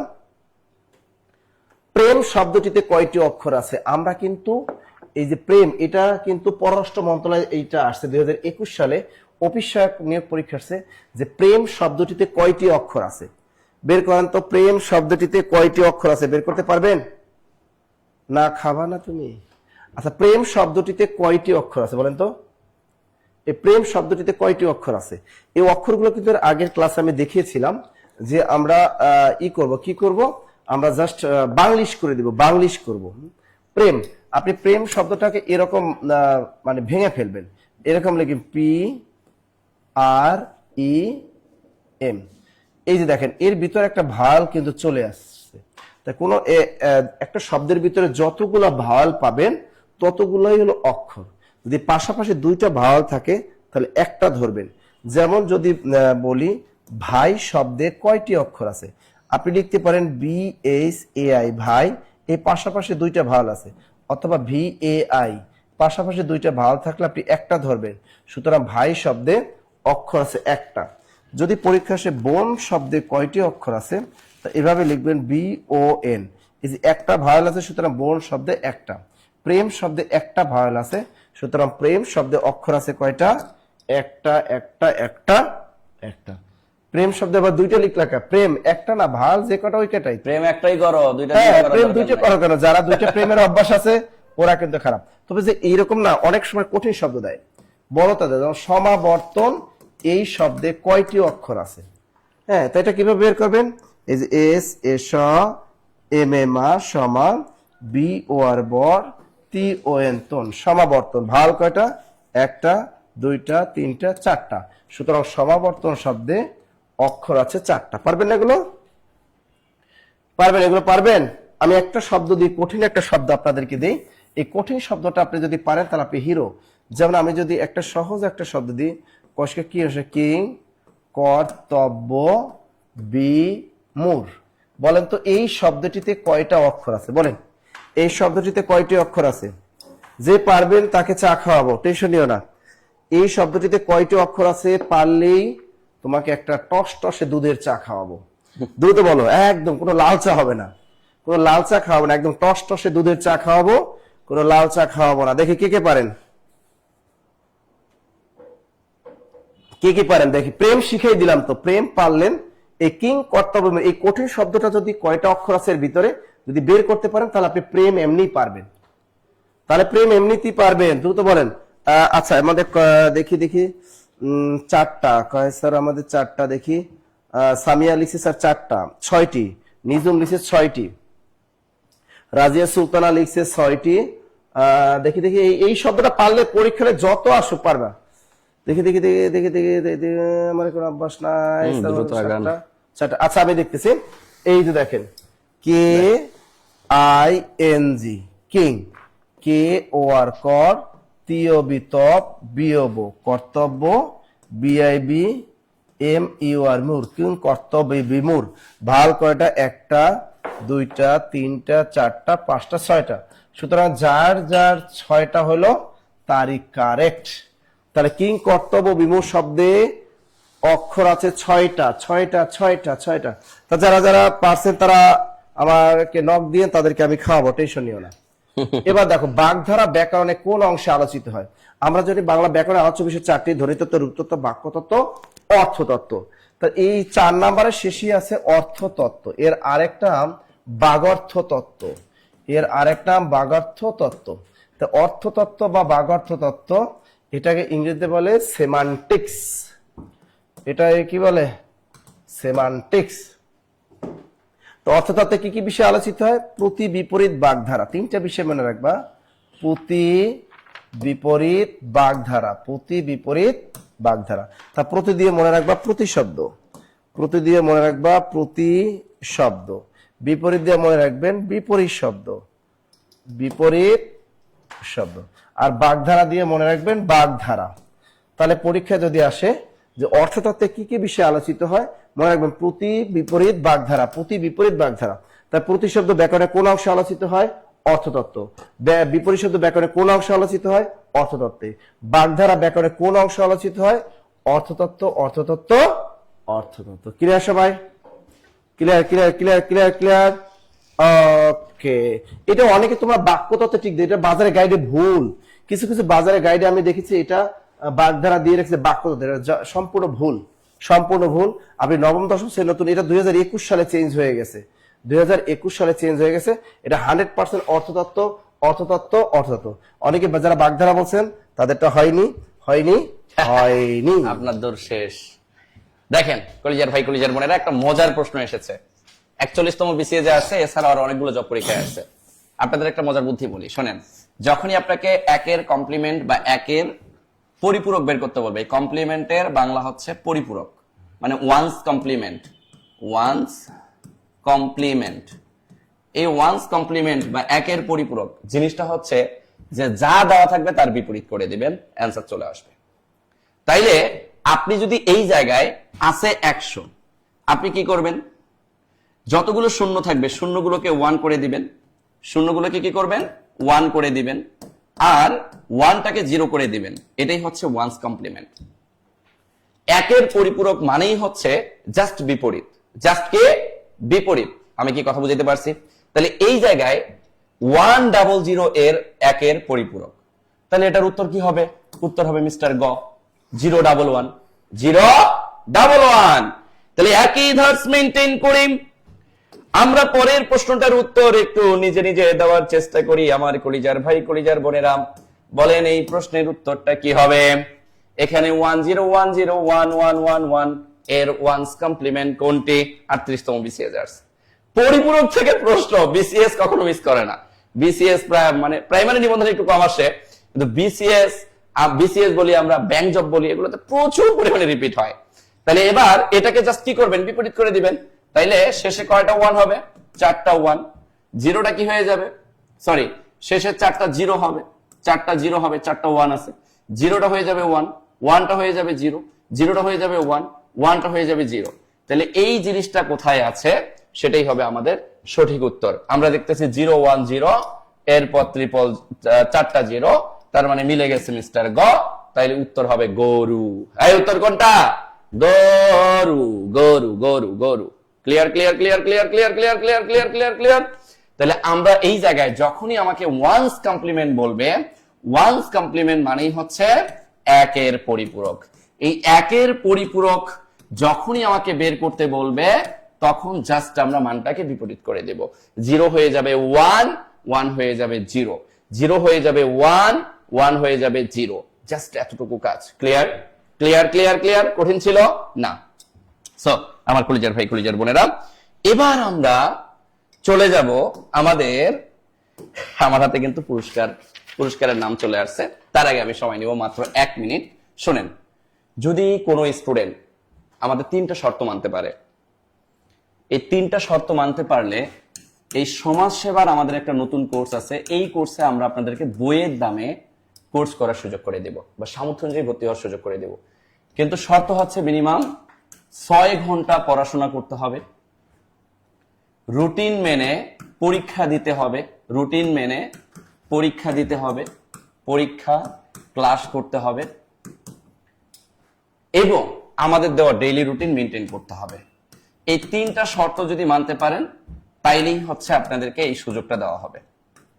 যারা এই 3টা শর্ত মানবেন, এরকম সুপার ডেডিকেটেড যদি কোনো স্টুডেন্ট থেকে থাকেন আজকের এই সেশনে, আর যদি আপনি সমাজসেবা কোর্সে আসতে চান, যেহেতু সামনে সমাজসেবার পরীক্ষা, আপনারা জানেন যে সমাজসেবা কোর্সটা কিন্তু এখন আপনার জন্য ফরজ, কারণ সামনে সবচেয়ে বেশি পদের, আবার এটা কি নিজ উপজেলায় নিয়োগ হয়, আপনারা জেনে খুশি হবেন। স্যার আবেদন করছে এখন পর্যন্ত মাত্র 6.5 লাখ। হ্যাঁ, আবার আবেদন কিন্তু খুব কম করছে, মাত্র আবার নিজ 6.5 লাখ। উপজেলায় কিন্তু স্যার নিয়োগ, আবার নিজ উপজেলায় পরীক্ষা দেওয়ার জন্য কিন্তু ঢাকায় আসতে হবে না, পরীক্ষা কিন্তু উপজেলায় জেলায় হবে, জেলায়। মানে নিজের জেলায় আর কি। তাহলে এই যে জেলা পর্যায়ে যখন আপনি পরীক্ষা দেওয়ার সুযোগ পাচ্ছেন, এখানে কিন্তু আপনার খরচ কম। সো এই জায়গায় যারা আসতে চাচ্ছেন, শুধু এস কোড ব্যবহার করে আপনার যে কন্টাক্ট নাম্বার আছে, এই কন্টাক্ট নাম্বারটা শুধু শেয়ার করবেন, ঠিক আছে? আমার না, আপনাদের কন্টাক্ট নাম্বার 1 মিনিট সময় দিচ্ছি। আজকে এই সমাজসেবার বইয়ের মূল্যে বা হচ্ছে একদম মিনিমাম ফিতে, অর্থাৎ আমরা আপনাকে 300 পৃষ্ঠার একটা সাজেশন বই দিব।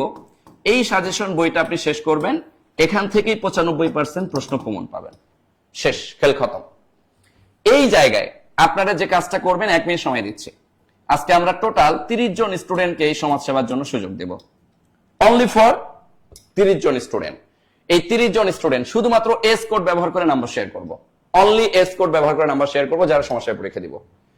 হ্যাঁ, যারা জব মেডিসিনে ক্লাস করেন তারা খুব ভালোভাবে জানেন, এই যে অলরেডি এস কোড ব্যবহার করে নাম্বার শেয়ার করেছেন আমাদের সাকিবুল হাসান। আমি দেখতে যাচ্ছি কারা কারা নাম্বার শেয়ার করতেছেন।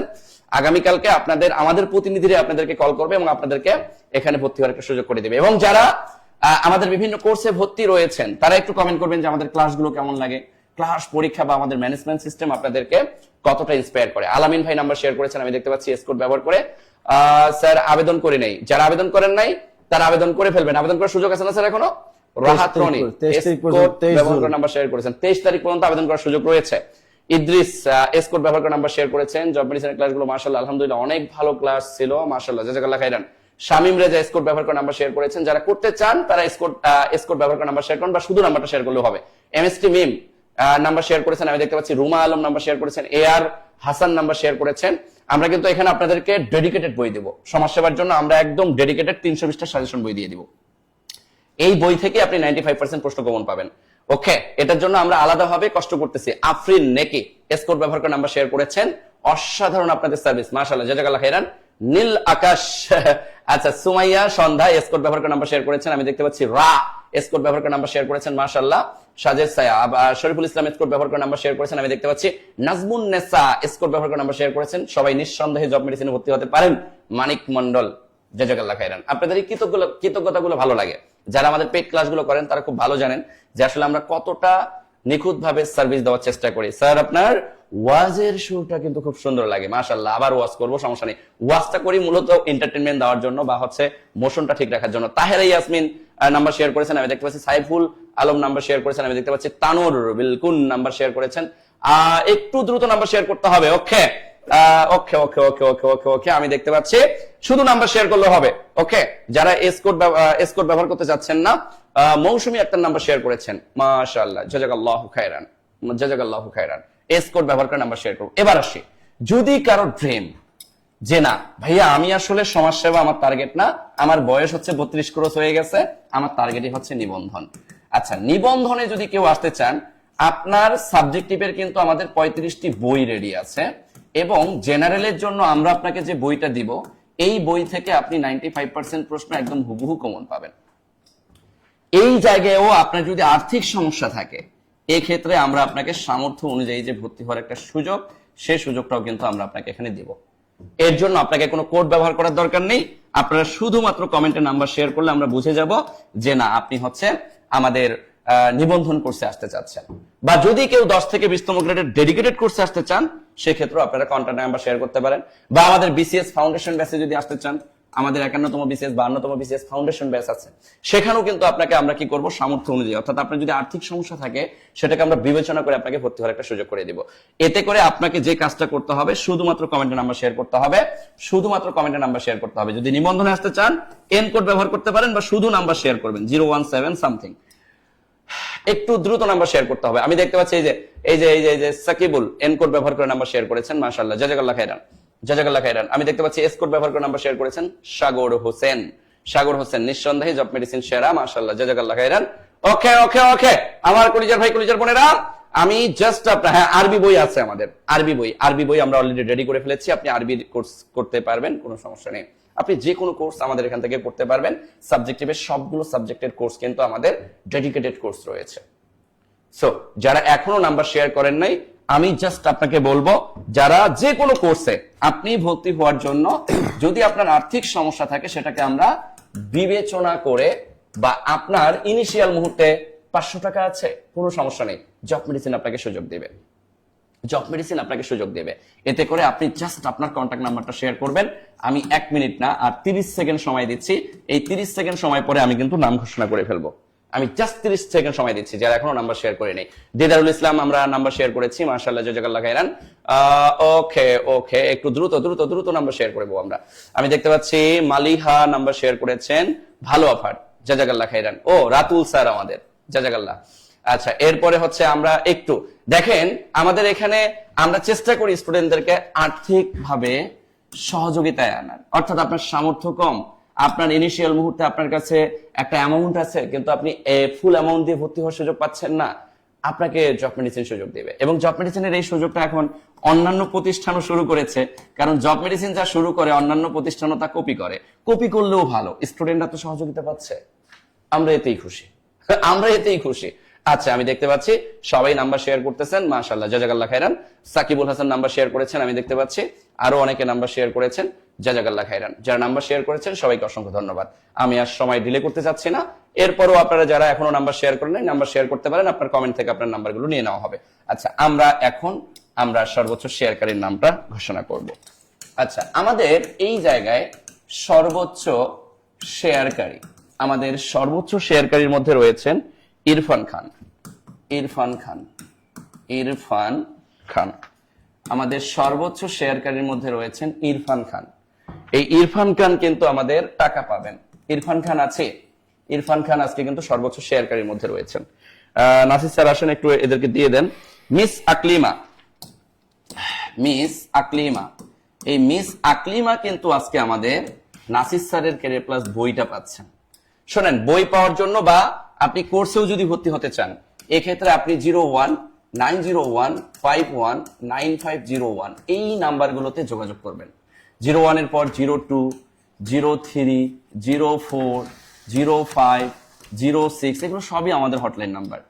আপনারা জাস্ট এই নাম্বারগুলোতে কি করবেন, এই নাম্বারগুলোতে আপনারা জাস্ট আমাদের যোগাযোগ করলেই কিন্তু আপনাকে সর্বোচ্চ সারে ভর্তি হওয়ার সুযোগ বা সামর্থ্য অনুযায়ী ভর্তি হওয়ার সুযোগটা কিন্তু আপনাকে প্রদান করা হবে।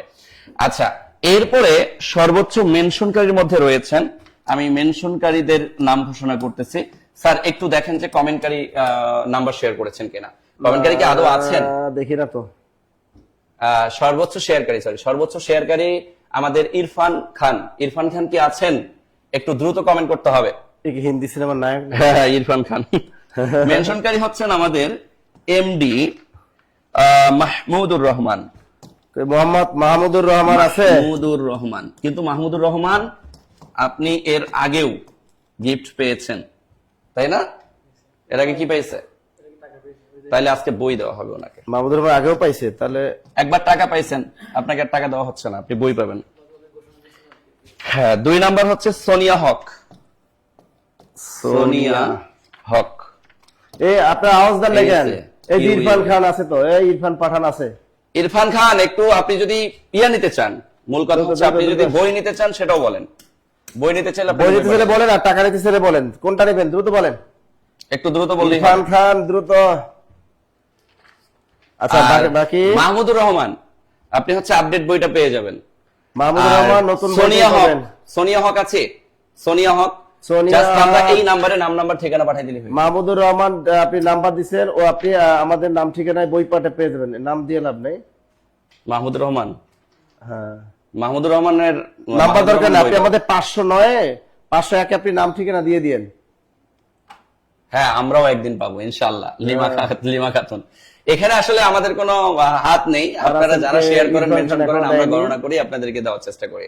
আর প্রতিদিনই আমরা নতুনদেরকে দেওয়ার চেষ্টা করি। আর পুরাতনদেরকে আজকে খালি একজনকে আমরা যুক্ত করেছি, কারণ সে অতিরিক্ত মেনশন করেছে, সবচেয়ে বেশি মেনশন করেছে।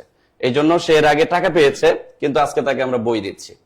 ঠিক আছে, মাহমুদুর রহমান আগামী 1 সপ্তাহ আবার একটু বই কম পাবে। দ্রুত আমাকে আজকেও দিল না স্যারের বুক, স্যারের বুকটাই লয়ে যান আপনি। আচ্ছা ঠিক আছে। এই ইরফান খান কি নাম্বার দিচ্ছে, টাকা দিচ্ছে, নাম্বার দিচ্ছে? দেয় নাই তো। ইরফান খান কই? আসি বইলা কই পালায় গেল? একটু দ্রুত দ্রুত দ্রুত, সময় নেওয়া যাবে না। ইরফান আর খান যারা চিন্তা করতেছে। শুনেন, আবার বলতেছি, যারা হচ্ছে আমাদের কন্টাক্ট নাম্বারে কল করে সামর্থ্য অনুযায়ী ভর্তি হওয়ার সুযোগটা চাচ্ছেন, তারা এই নাম্বারটাতে আগামীকালকে যোগাযোগ করবেন সকালে 01901519501 0203040506 এই নাম্বারগুলোতে। ঠিক আছে? উপরে এই Screenshot নিয়ে নেন। নাম্বার বই ঠিকানা এই Screenshot নাম্বার দিয়ে নিয়ে নেন। দিবেন। স্ক্রিনশট নিয়ে নেন। ইরফান খান কই? এত সময় লাগে নাম্বার এত দিতে? সময় লাগে? সাইফুল তা গতকালকার একদিনের ভিতরে পাবা, আগে ওয়েট করো একদিন কুরিয়ারে। কুরিয়ারে মিনিমাম 2 কুরিয়ারে দিন বা wait 3 করো। দিন সময় লাগে। 2 থেকে 3 ইরফান দিন খান সময় পাঠাইছে, লাগে। পাঠাইছে নাম্বারটাই পাওয়া গেছে, ঠিক আছে তো? হ্যাঁ এই তো গুড। আচ্ছা ইরফান খান আপনার টাকা চলে যাচ্ছে এখনই, ওয়েট করেন। আচ্ছা, আমাদের কি সোনিয়া হক আছে? সোনিয়া হক মেনশনকারী সোনিয়া আছেন? সোনিয়া হক কিন্তু বই পাবেন। আচ্ছা সোনিয়া যদি থাকে তাকে মেনশন দিয়ে আপনারা। কই গেল? এই নাম্বারটা ডিলিট করলো কি? ডিলিট করলো কেন? ইরফান খান আরেকবার নাম্বারটা দেন। ইরফান খান নাম্বারটা আবার দেন, ইরফান খান নাম্বারটা আবার দেন। করা হচ্ছে মনে করছে যে 32 নাম্বার। ইরফান খান নাম্বারটা দেন।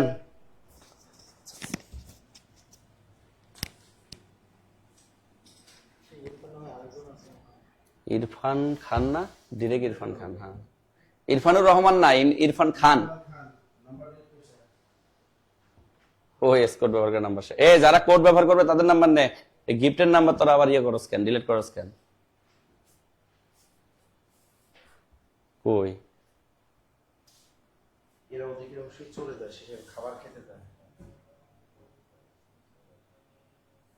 হ্যাঁ, কিনতে পাবেন, কিনতে যে কোনো লাইব্রেরিতেই পাবেন।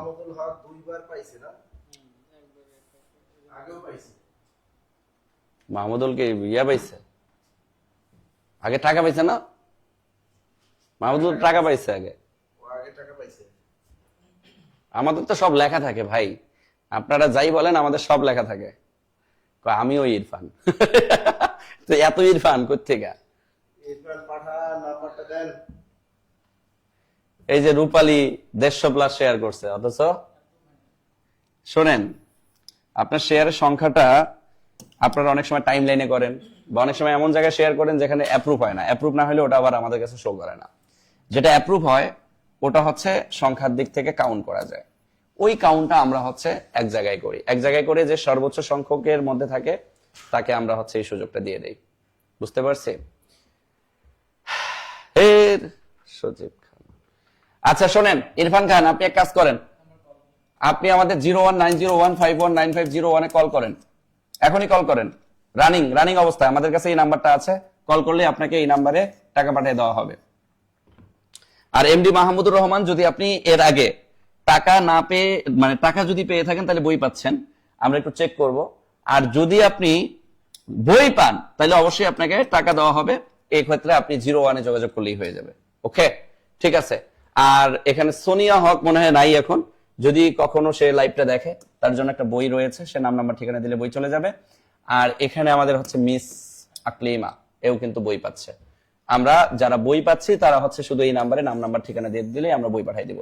ঠিক আছে, সবাই ভালো থাকবো, সুস্থ থাকবো, সবার সুস্থতা কামনা করে আজকের সেশনটা আমি এখানেই শেষ করতেছি। আল্লাহ।